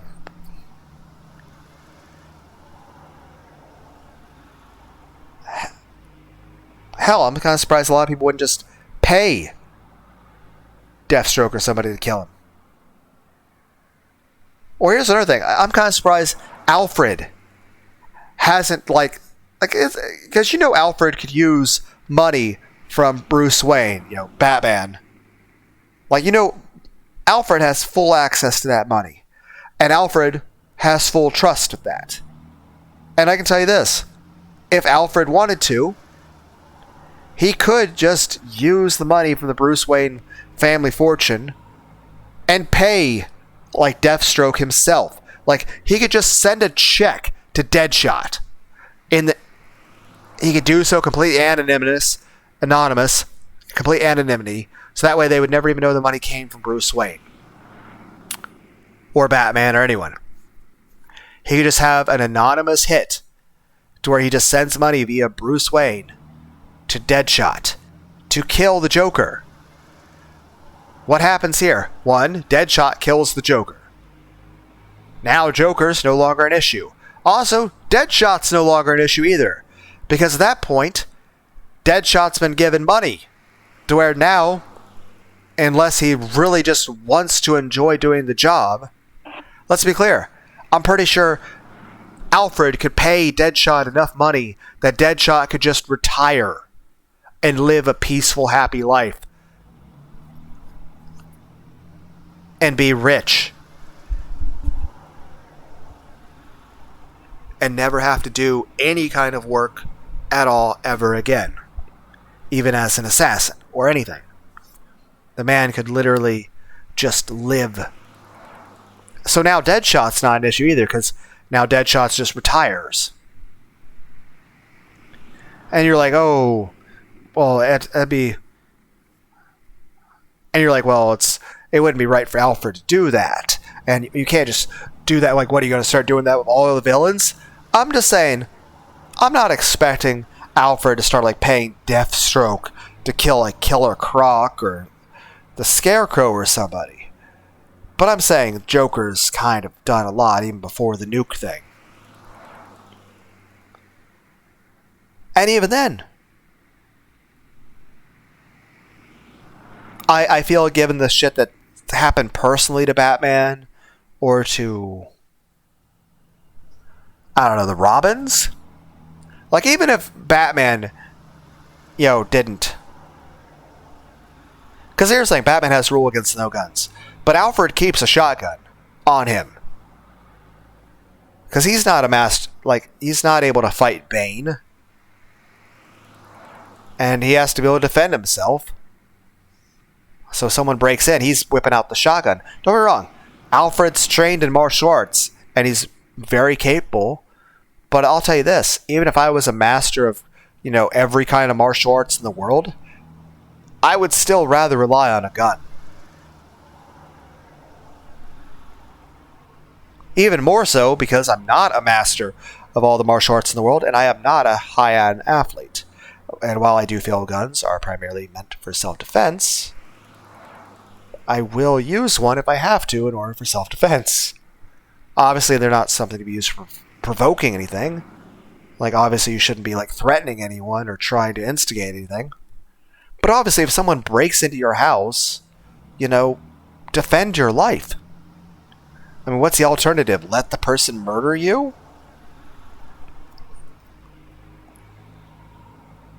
I mean, people should be allowed to defend themselves. I mean, you're the one just trying to live peacefully.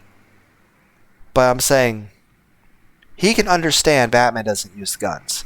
But he'll still use guns. Same way, he understands Bruce Wayne is not okay with the idea of killing anyone. But at the same time, Alfred would have cared a lot about each of the Robins too. When Jason was brought back as a corpse by Batman, obviously Alfred's not going to put that hit in right away because, it'd be kind of obvious. But I'm saying maybe one day down the road, wire some money to Deadshot to kill the Joker.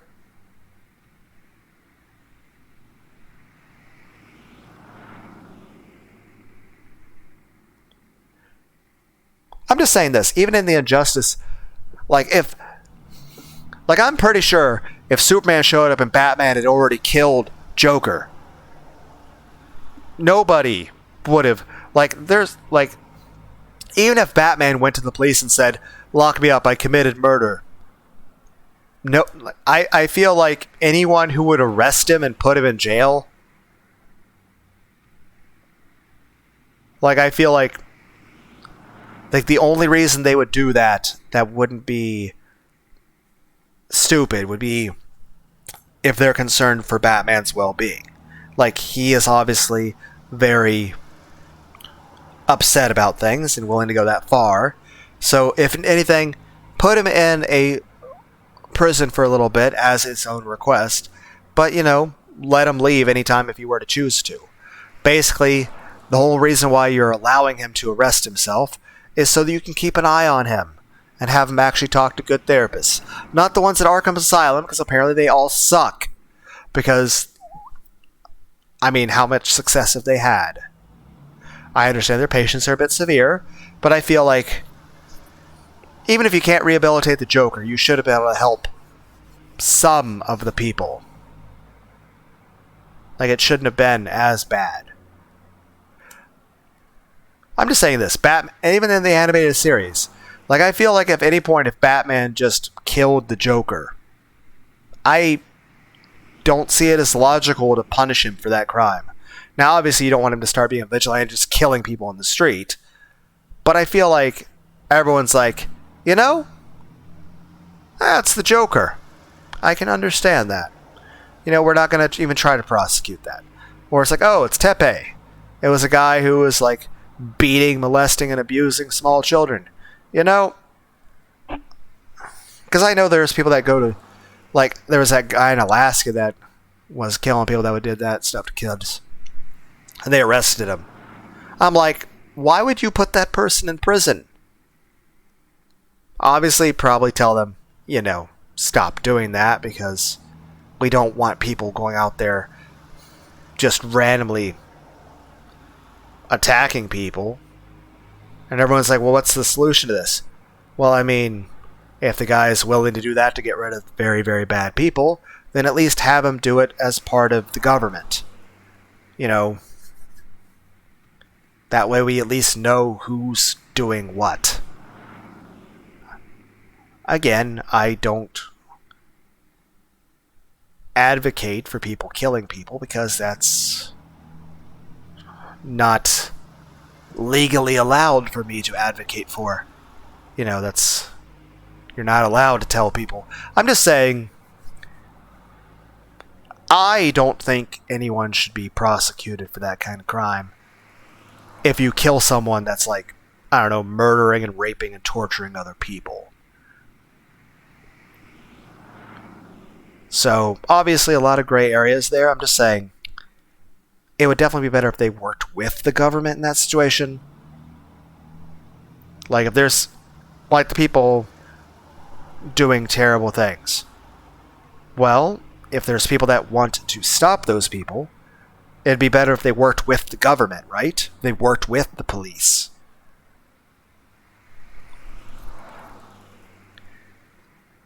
I guess in the same regard that if Batman actually did just start killing the villains like the Punisher or Peacemaker, I mean, on the one hand, it'd be better they work with the government. Though I guess that could be a problem, like, the Suicide Squad, one either where the people are being forced to against their will, like with a bomb in their neck, or, where they're being told to kill innocent people because they're being used to base as a mercenary. Obviously, it is for you guys to discuss as if it's a comic book. I'm just saying, like with Peacemaker, I mean, it'd be better that he was working with the police, right? Rather than doing stuff on his own. I don't know.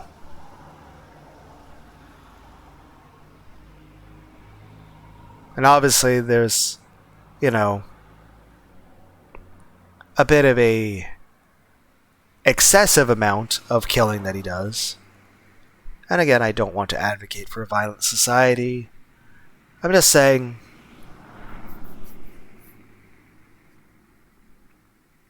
if the Peacemaker killed the Joker, why didn't that happen? Hell, even if it's like, I know like the most recent Peacemaker comics are like it's drawn off John Cena, like they're, and I'll tell you this, a lot of the Peacemaker comic books and stuff, I find them entertaining because they focus mostly on comedy and the guy just being just funny and hilarious. But I'm like, here's the thing.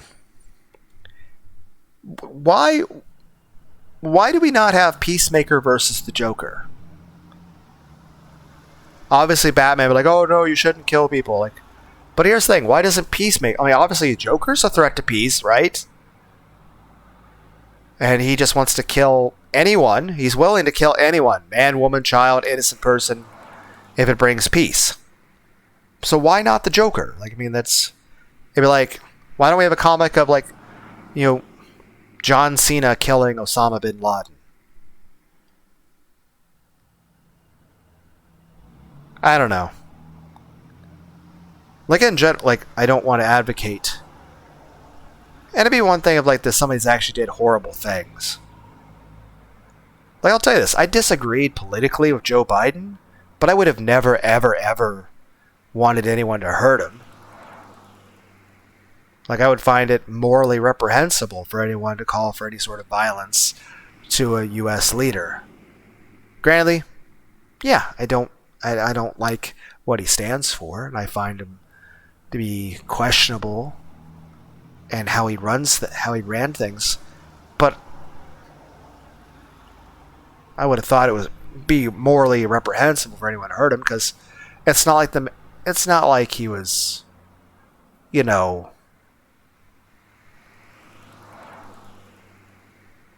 committing horrible, horrible, horrible things. It's not like he was like freaking Osama bin Laden or something. So that's the thing. And that's the thing I find weird, like people calling for violence against people just that they politically disagree with. Like, I strongly disagree with people like, Hillary Clinton and Bill Clinton. But I don't think anyone should ever hurt them. I'm not calling. But I'm saying there's a difference between real life and comic books. I guess the main thing I'm discussing here is people that would abuse children, that would torture people, or, people like Tepe, or the Joker.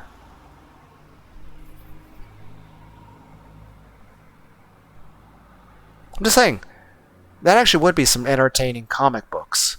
If we had, like, Peacemaker versus the villains of other... Like, not even just Batman villains or DC villains.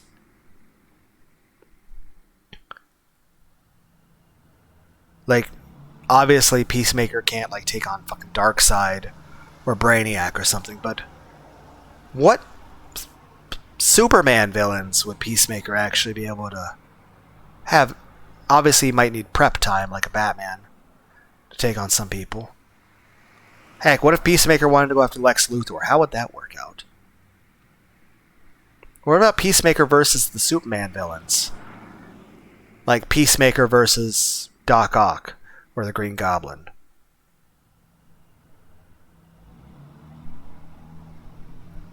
Peacemaker versus Sinestro?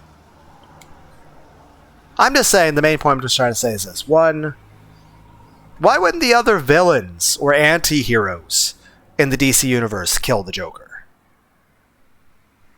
But more than that is this. Why would a group of Yakuza that are super religiously devoted, that are willing to kill people over entering a shrine, why would they not do anything about, oh, the heir to your whole organization, their best friend is being beaten and molested by this guy? I mean, you're not doing anything in this situation?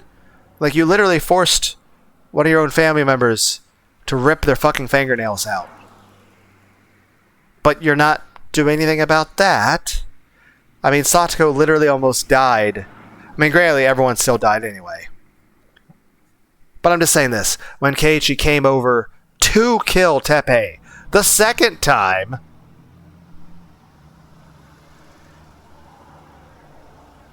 you know, Satoko was kind of getting boiled alive. Honestly, I was worried that when he pulled Satoko out of the, you know, the bath, that her, like, organs would start spilling out of her, like she was, like, gonna, like, fall apart. Like, trying to think of a food stuff that... Cookies? Wafers. Yeah, vanilla wafers. Vanilla wafers and tea. Everyone's like, you ruined vanilla wafers and teas for us. Did I, or did I make them better? And everyone's like, stop making it worse. I'm just saying, it's just... If Batman killed the Joker, I don't think anyone... Like, even before the Injustice movie... Like, one, just for the shit Joker did.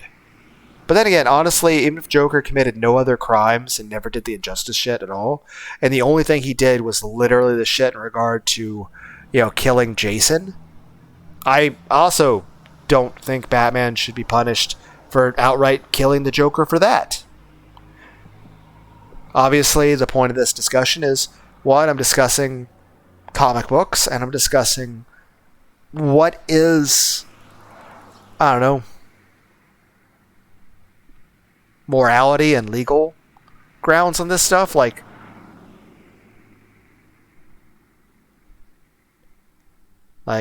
how do we want society to be? What do we want the laws to be? I'm just saying, it's just... I guess the main thing I'm trying to say here is, the biggest thing that's really irritating me about the Sonozakis, aside from just how fucked up it is to make Shion rip her fingernails out, which hasn't happened yet in this story, but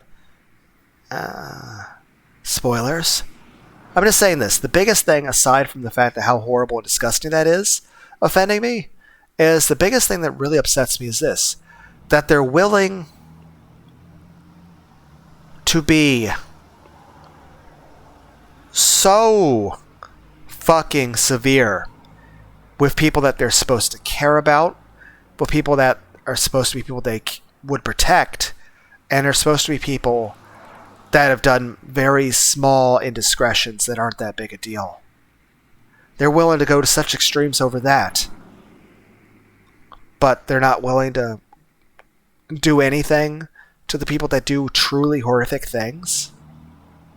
I guess the inverse of that is this. Imagine, if you will, if you knew someone in your own personal life who was the most meek, pussy-ass pushover in the world, who basically didn't talk shit to anyone.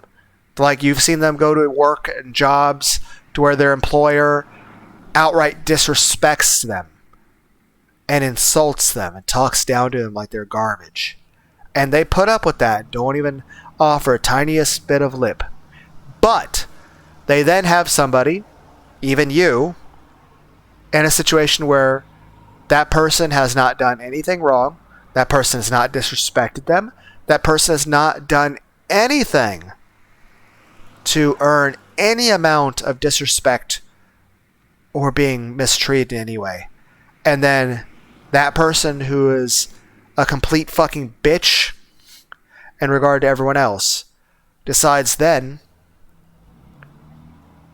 to actually have an attitude and threats toward you, toward a person who is no threat to them, has not done anything wrong to them whatsoever.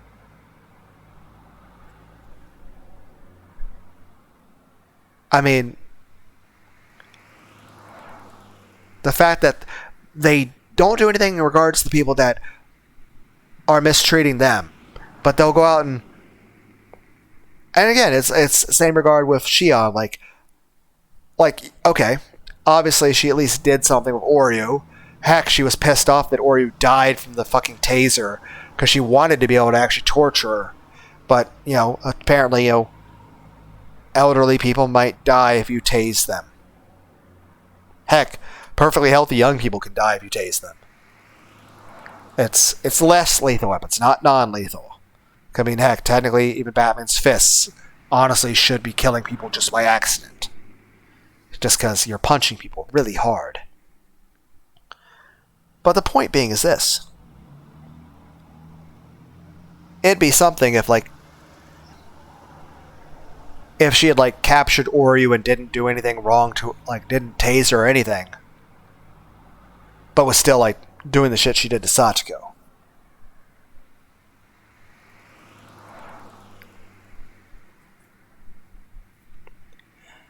This also brings up another thing. Okay, Shion, you know that Satoko is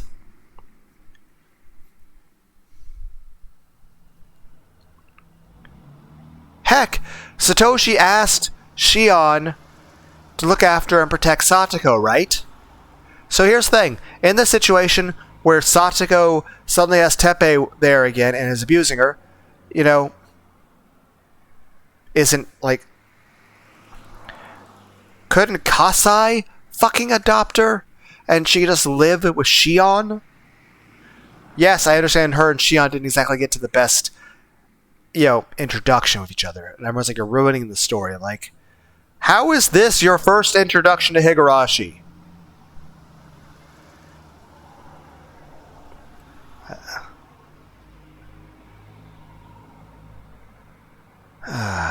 I'm ruining the story. I'm sorry. I'm just saying, it's just...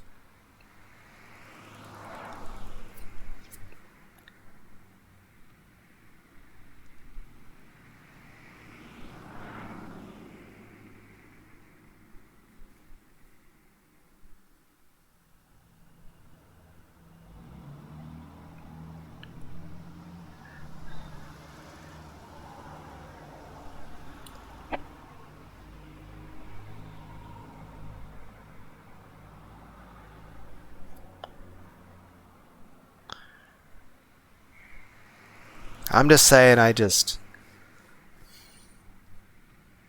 I don't think Teppei deserved to live.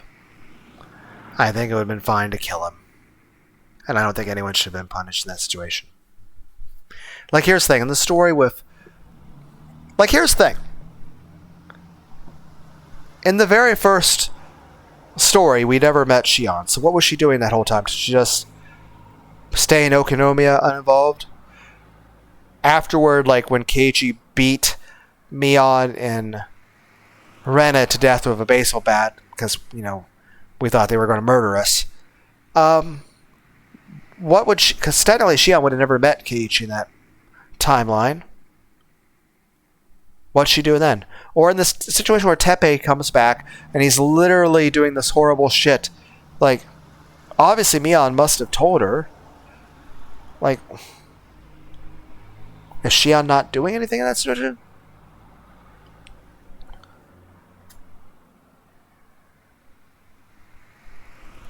Like, what's happening?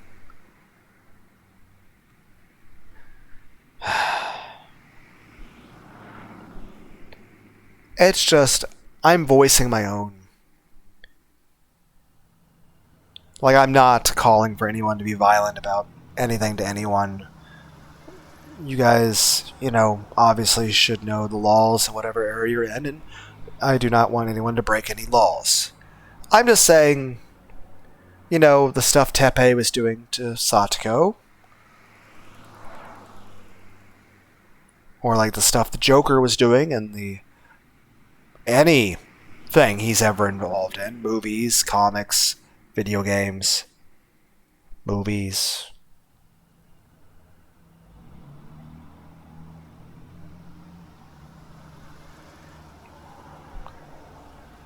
Like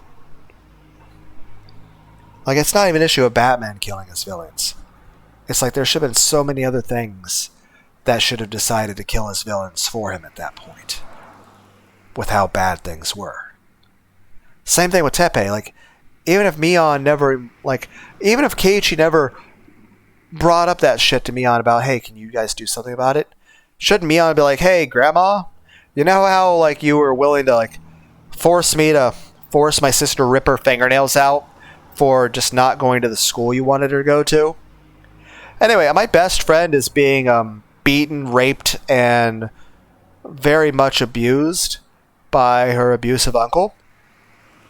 And she's probably going to kill herself at this point. And she's having full-blown mental breakdowns at school, crying and throwing things hysterically.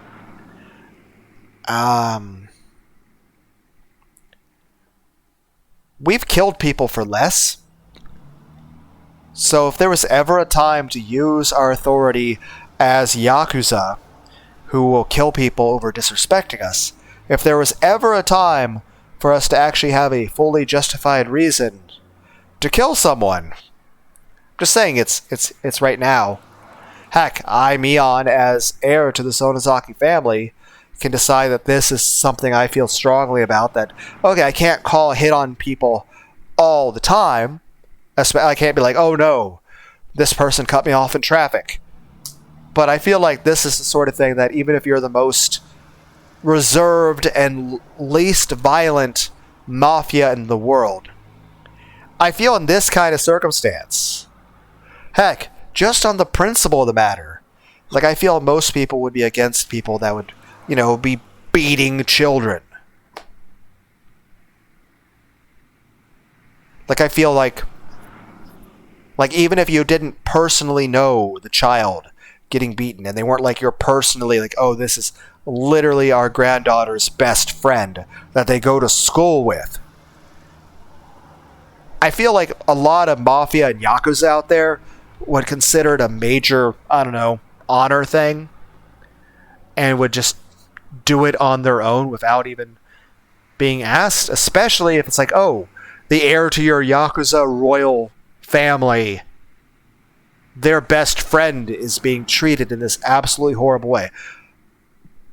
I mean, let's be clear, when Shion saved Keiichi, those random people that came to help us in the street would have been willing to kill those 3 bikers if Shion had called for it.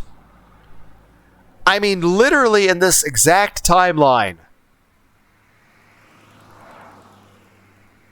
Here's the thing. 1, Shion should certainly know better than to fucking go into the shrine of the place of the people that would make her rip out her own fucking fingernails. I feel like that's just... it'd be one thing if she literally didn't know better, and she didn't know that they had to torture stuff, and that they were Yakuza. But you literally know that they're willing to do stuff, even to you, over minor disagreements, such as not going to the school that you're supposed to go to. forcing you to rip out your fucking fingernails. So why would you decide to break like their most solemn statute?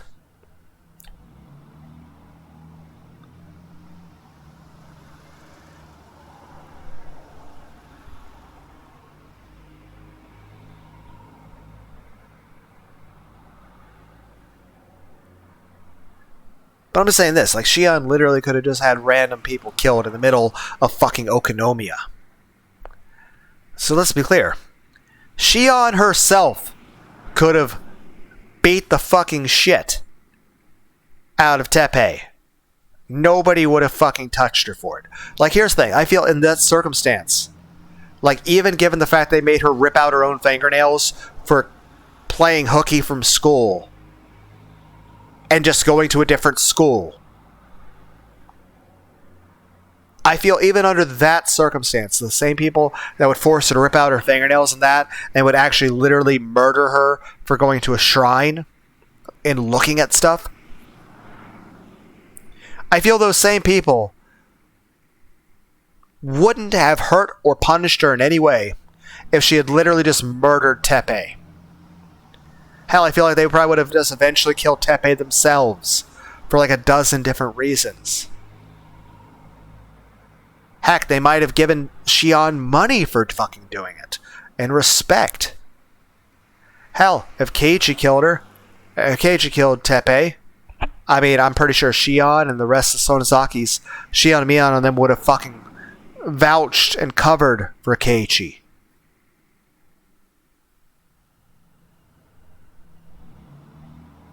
Like, I'm pretty sure, obviously, things can be avoided if Keiichi just talked to his family and his parents. At any point, honestly. Even after he killed Teppei. I'm pretty sure he could have talked to his parents. Things would have still worked out for the best. Heck, even before or after he killed Teppei, he could have gone to Mion and Rena and talked to them about it. Or gone to Shion. He could have gone to Shion and told Shion that, hey, I murdered Teppei for how he was treating Sadako in order to save her so that she wouldn't wind up dead. I'm pretty sure Shion would have been like, okay, sure, that's cool.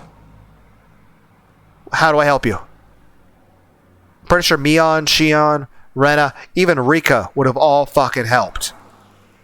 Now, heck, even his parents. And while Chie at the school would have been like, oh dear God, what did you do? But at the same time, I think in that circumstance, I don't think Chie would have turned me in. Coach definitely would have turned me in. Now, granted, he definitely had some concerns that I was developing Hinamizawa syndrome, and they wanted to possibly cut my brain open to find live samples. But that's a different issue. Aside from that medical shit, he would have definitely been on my side 100%. Oishi, maybe if we were on better terms with him, even with being a detective, I think he would have been okay with us. It's just we had a very, very poor interaction with him that time around. And he was really much a jerk in that version of the timeline. But, just saying.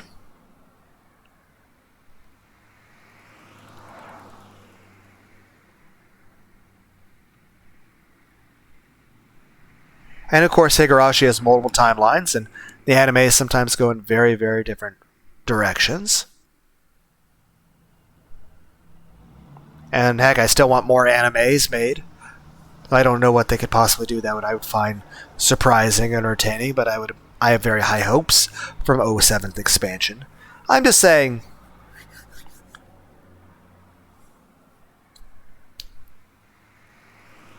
there are a lot of needless things that occur, that even when there's things that are causing provocations, like even with the shit with Teppei, I feel like there were ways that it could have been solved by Keiichi himself long before it got to that point.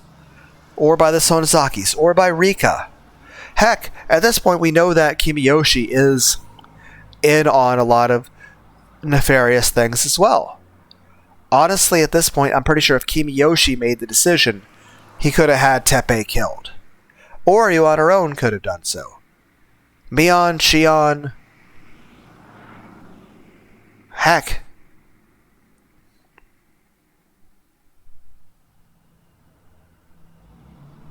Like, it's honestly just as likely that, Rena could have done the...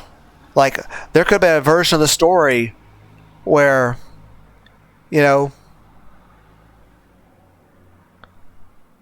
like, take a variation of the timeline one where Keiichi started to become paranoid and stuff. What if it was, like, Rika or Satoko or Rena or Mion in that situation?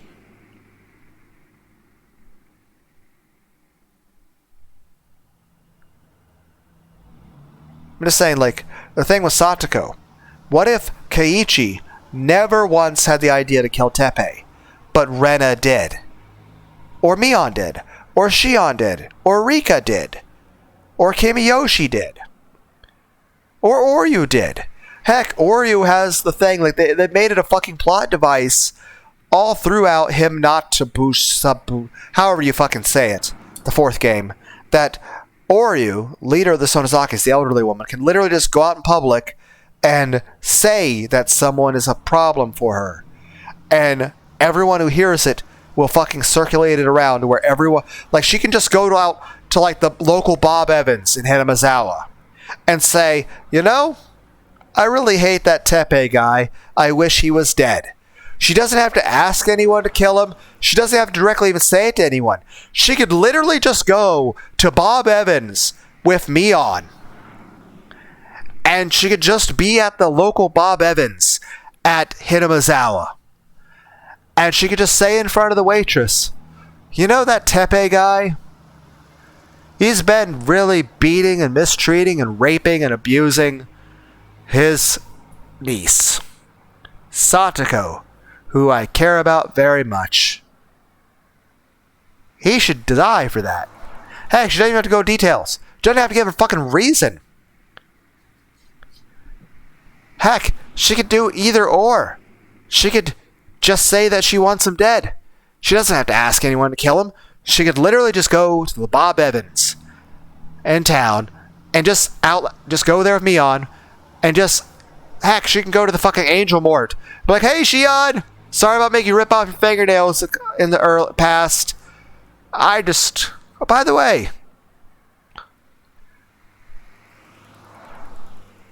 That would be very awkward. Like, what if it was, like, reverse Hinamizawa syndrome? Like, what if, like, Oryu gets the fucking brain parasites, but instead of making her paranoid and murdery, what if it made her not a bitch and have, I don't know, basic fucking empathy and, not be willing to have people rip their fucking fingernails out? I don't know. More compassion, mercy, sympathy, basic human decency. Like reverse Hinamizawa syndrome.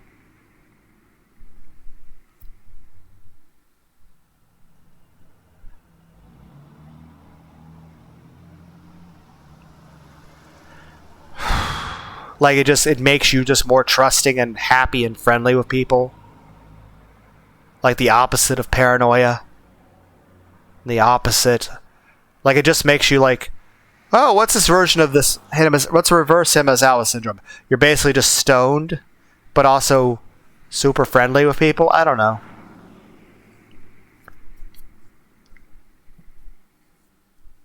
I'm just saying she could go to Bob Evans and just say out loud, I wish that Teppei Hojo guy was dead. And then somebody would overhear it and they would just get spread. So all of a sudden everyone in the entire city would know that the leader of the city wants this one person dead. Somebody's going to do it. You won't even know who did it. And whoever does it, everyone else in the entire city would cover for it. On top of that, she can go the opposite route and have the same effect.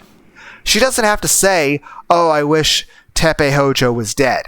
She could literally just go, that Teppei Hojo guy is a really horrible, horrible person. He's been beating and molesting his niece. That's horrible.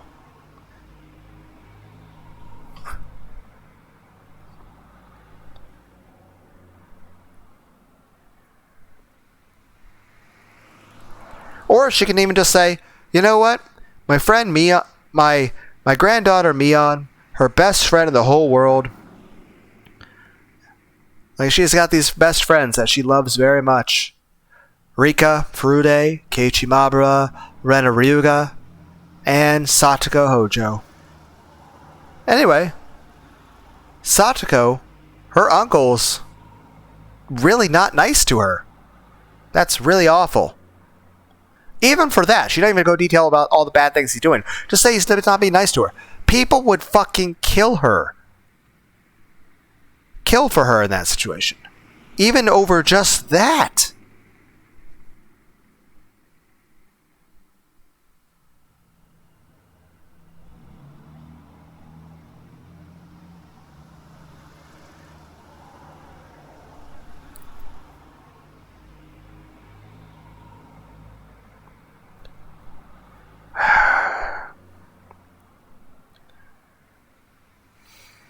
I'm just saying I feel a lot of things in the game are needless. Like, here's the thing. I feel forcing Shion to rip out her fingernails is very fucking needless. There's no reason for that, and it doesn't serve any actual point.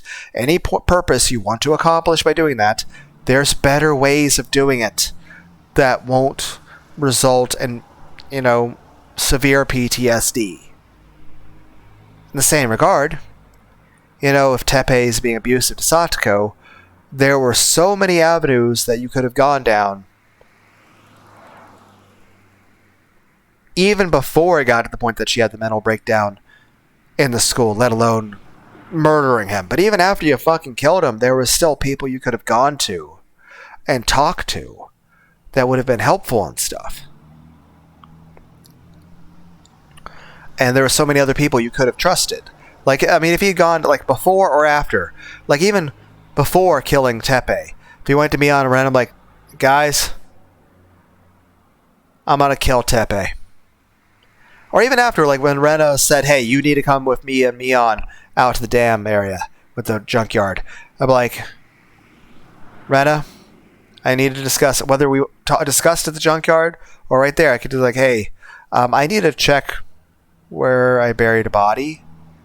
It's like I killed Teppei yesterday, but now it's gone, and I don't know what's happening. And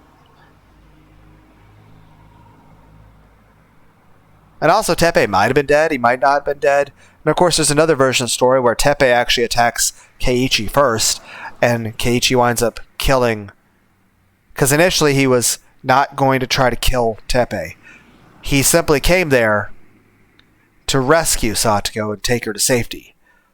And the guy was already full Hinamizawa syndromed out, or drunk or something, and decided to just attempt to murder Keiichi on the spot. And, he struck him really hard in the head. Now, granted, Keiichi tackled him and took the bat back and beat Teppei to death. And that situation is purely self-defense, but he did still die immediately afterward from the blow to his own head. Because again, human beings are a lot more fragile than movies. Like, here's the thing, they play it for laughs in movies all the time. Like people getting knocked unconscious. But getting knocked, like, getting hit in the back of the head with like a blackjack or something, like, the probability of that actually killing you is very high. If not causing severe lasting damage. Possibly even brain damage. Possibly just minor physiological problems. That, even if it didn't actually cause brain damage to your intellect. And then, of course, there are people that have actually gotten railroad spikes or shit through their brain, or even a bullet through their brain, and were able to live perfectly normal lives afterward and somehow seem to have no issues. That's a possibility, but that's an exception, not the rule. It's like, obviously, you can, usually if you say, what to expect, you usually go like the 80% what usually occurs situation. Yes, there's always outliers in every circumstance you can discuss. And it's good to discuss the what-ifs of certain things. But in general, like, you can't have a functioning conversation if you focus more on the exceptions than, what you should expect to be the norm. I don't know. It's just... I feel like many of the characters in this game and each of the timelines could have made better decisions. And I guess hindsight is 2020, as well as the fact that I have the benefit of being the reader in this situation.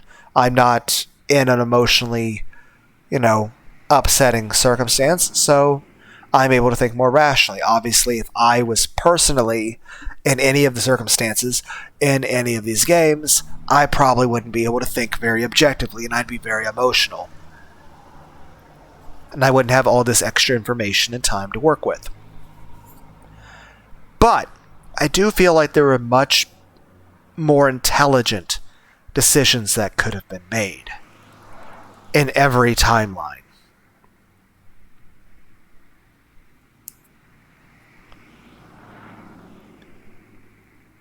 Like, I would say the best solution in timeline 1, where Rika and Satoko didn't give us any issues, would be at the point where Satoko mentioned that we were acting like her brother right before he disappeared. At that point, we should have just been fully honest with Satoko about everything we were paranoid and worried about. We should have just been fully open.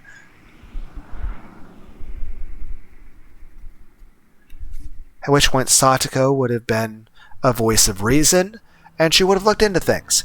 Obviously, if we were right about people wanting to murder us, then Satoko would have taken her aside, and at least we would have had confirmation. But if not, Satoko would be like, hey, no, you're imagining things, Keiichi. You're misunderstanding things. Like your friends wouldn't want to murder you. In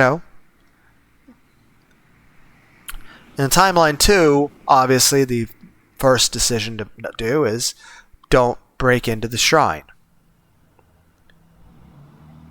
But aside from that,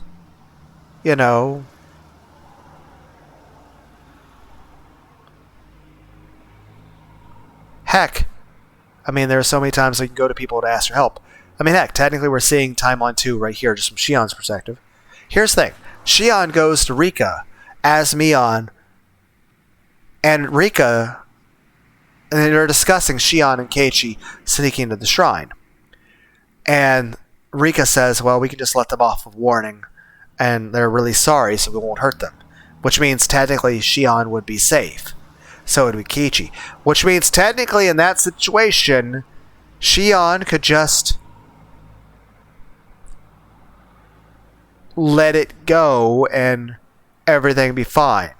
Heck, even if she's concerned about what would happen to her, she could just leave and it'd be fine.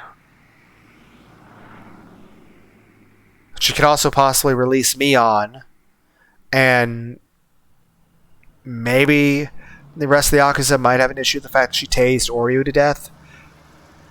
Mion, obviously a little bit traumatized by the circumstances, but at the same time would be understanding because of the nail thing.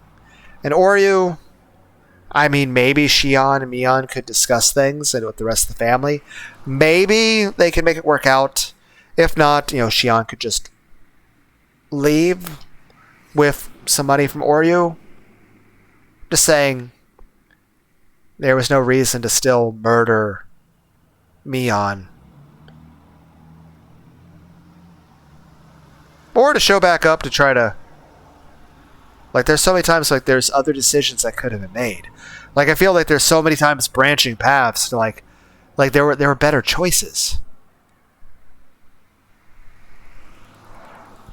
That even after you made bad decision after bad decision after bad decision, it could still be fixed.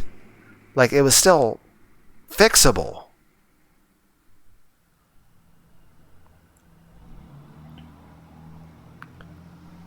Here's the thing. Even the thing afterward where, Shion is technically after the events of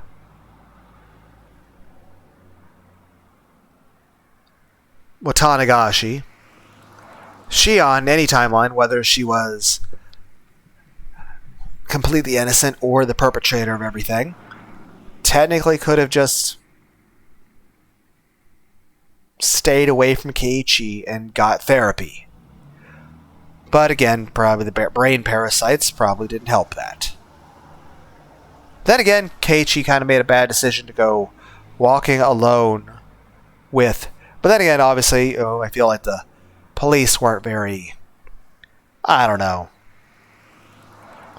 good at their jobs at keeping an eye on him. Then again, in Timeline 3, the detectives and police were outright antagonistic and horrible people.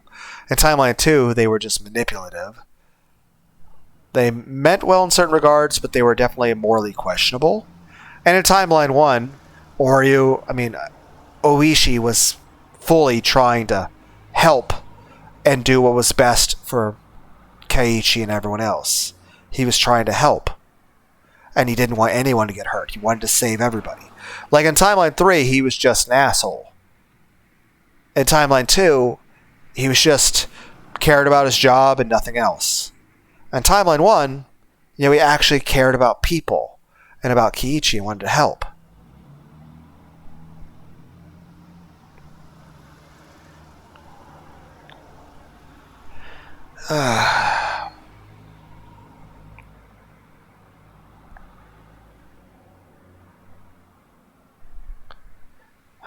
I'm ruining this video game.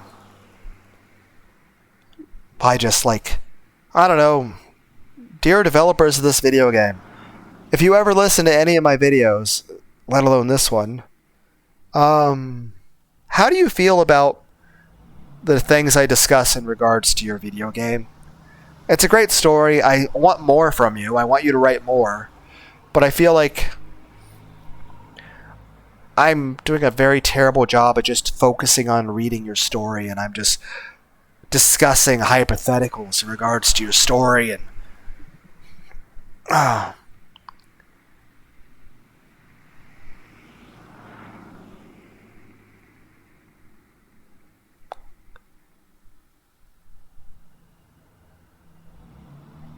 Here's another question. Rika is doing this time looping shit, right? So just fucking tell your friends. Go to your friends and be like, hey, I'm doing time looping. And they're like, haha, funny. No, it's serious, and I can tell you things. Like, even then, even if you go to certain timelines where shit is really fucked up. Obviously, you can't save things. That timeline's a fucking scrap. It's gonna need a mulligan anyway. Things are fucked. But then you can be like, okay, guys, we're all gonna die, and there's this horrible death coming for us. We're watching this freight train rolling towards us. We're all gonna die horribly in a minute. I need you, since we're all gonna die anyway, tell me all your most personal secrets so that on the next timeline loop, I can just tell you guys all this shit that I shouldn't know, so you know that you trust me, that there's time looping occurring. And then, since you have my full cooperation and I have yours, we can find some way to fix things. Then again, initially, Satoko has no superpowers, and then they make a different version of the anime where Satoko's also doing time looping, and she's using it to torture and hurt her best friend to make her best friend not leave. I'm like, okay, one, that's only going to make her fucking hate you. And two, you want her to stay in a place that you're giving her tons of trauma in regards to, so that it's literally the only place that she'll never feel safe there. And just the existence of Hinamizawa is going to give her PTSD. And she's going to find just being around you to be the most terrifying thing in the world. It's not going to keep your friend around. It's going to make your friend want to leave as far as possible and have nothing to do with you. It's really, really dumb.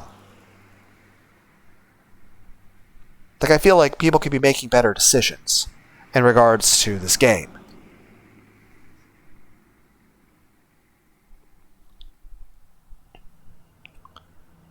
And again, it's just I understand why Batman doesn't kill me. One, in terms of the end story reason, he's a person with severe psychological trauma who is just not emotionally okay with it and has a very strong sense of honor and justice. Okay. Now, as far as the meta reason that all of us in Fourth Wall Land know, is the show is originally meant for Y7. You can't have a show meant for children in which the hero is killing people. You can't do that.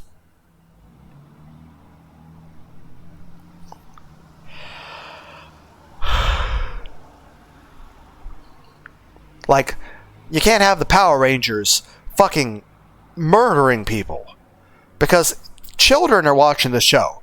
Like, you can't have Ash Ketchum fucking use Pikachu to, like, murder Team Rocket. Like, you can't have Team Rocket actually dying from blasting off again because it's a show for kids. Now, yes, do I want a version of the story myself in which Ash and everyone are like 20 plus that follows canon events of the show and is reimagined by people like Raging Golden Eagle and Asmongold? And after the events of Pokemon 2000 of Lugia, Team Rocket, Jesse and James actually become,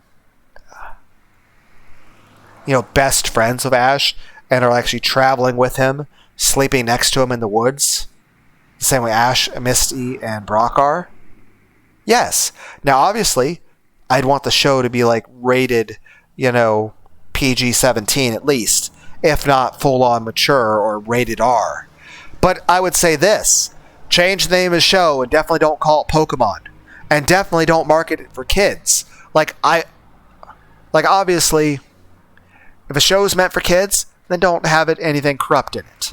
But I want the show. I want a version of the show that is completely mature and rated R, and meant for adults. But I also want to make sure that show is, marketed for adults, and children should not be allowed to watch that show.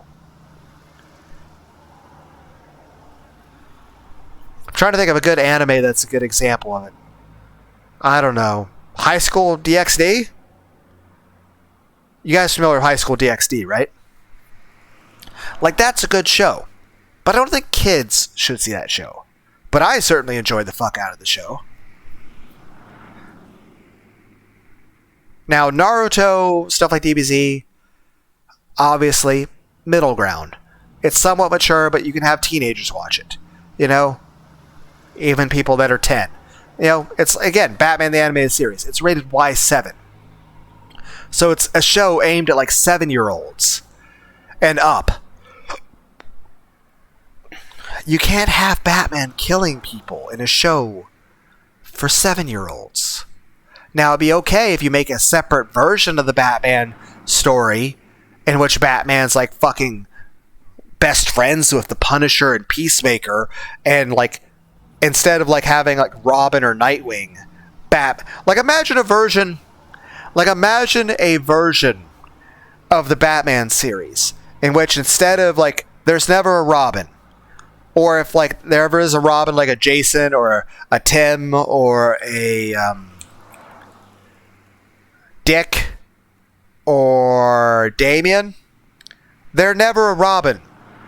Again, like, what kind of fucking billionaire father has his fucking kids do vigilante fight criming with him? Like, let's be clear. Yes, let them be athletic. Let them get private martial arts tutoring. Even train them yourself. But do not fucking take them. Like, if I was in Batman's position, and I was choosing to be a fucking vigilante at night fighting crime, but I was also like a super rich billionaire, I would have my adopted children or biological children just live the best, happiest life possible and try to be as involved in their life as possible and try my best to be a good father, just be actually reading them stories. Now, would I possibly train them in martial arts and have them be athletic? Sure. But I'd be doing it for the interest of bettering their life and making them physically healthy and bonding, as well as just making sure they can defend themselves. But I'd also make sure they have security detail. After all, if you're a fucking billionaire, I'd also make sure they have a security detail and they have access to guns, and Alfred has access to guns, so if anyone ever tries to hurt them, they're safe. I would prioritize their well-being and safety above all else. That being said, regardless if I had Robins or not, regardless of whether or not those adopted children were, in billionaire land, I'll say this. They wouldn't be crime fighters. And even if I had, Jason, Tim, Dick, Damien, all four of them. Let's say I had all four of those Robins actually living in the mansion, and I had like the 4 sons. Here's the thing.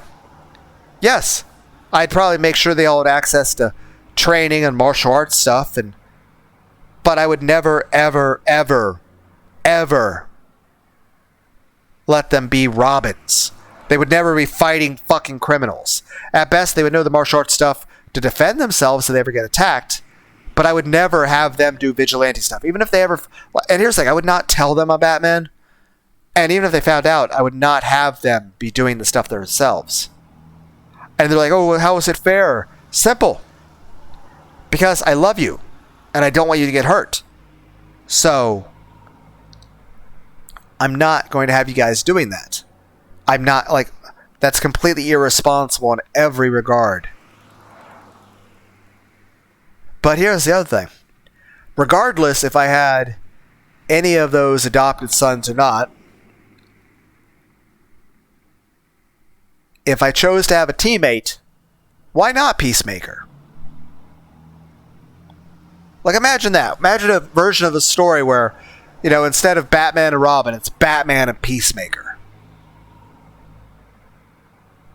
Not even just, like, being a sidekick thing. Like, you know, Peacemaker technically has people that work with him, too. But what if it was, like, kind of like a Justice League sort of thing? Just, it's not a League of Evil or Legion of Doom, but it's not like the Justice League or Super Friends. It's literally like, you know, Batman and Peacemaker. And they're like Batman and Superman. That kind of, like, mutual heroes working together. And Batman can still have his own personal rule against guns. But he could, you know, and he'd be like, hey, Peacemaker, I'd prefer you not kill people, but if you do, I understand. As long as it's not anyone I personally care about, or is needless or excessive. You know,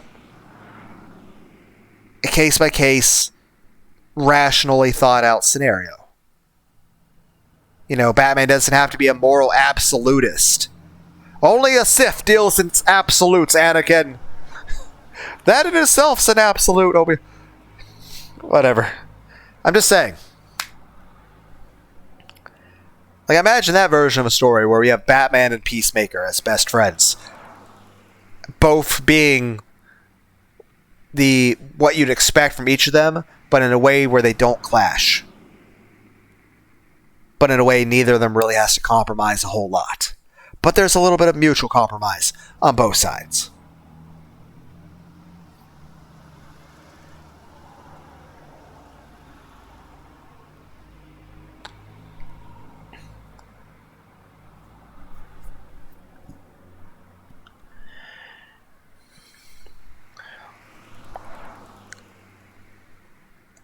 Anyway, I guess I'll probably end this video since we've just been rambling forever. And I will try really, really hard to not do this anymore, where I go off on tangents and not actually play the game, because I assume you guys want me to actually read the game, to read the story.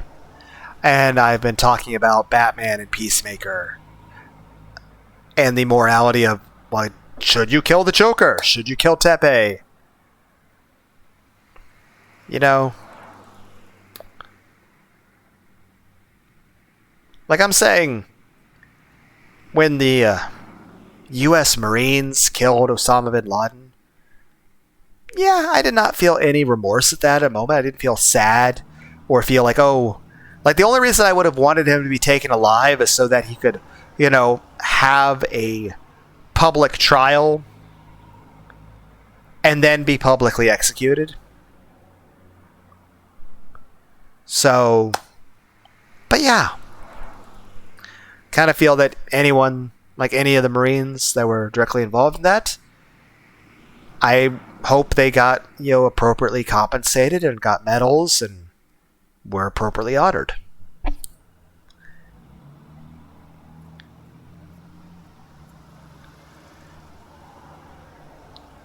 I don't know.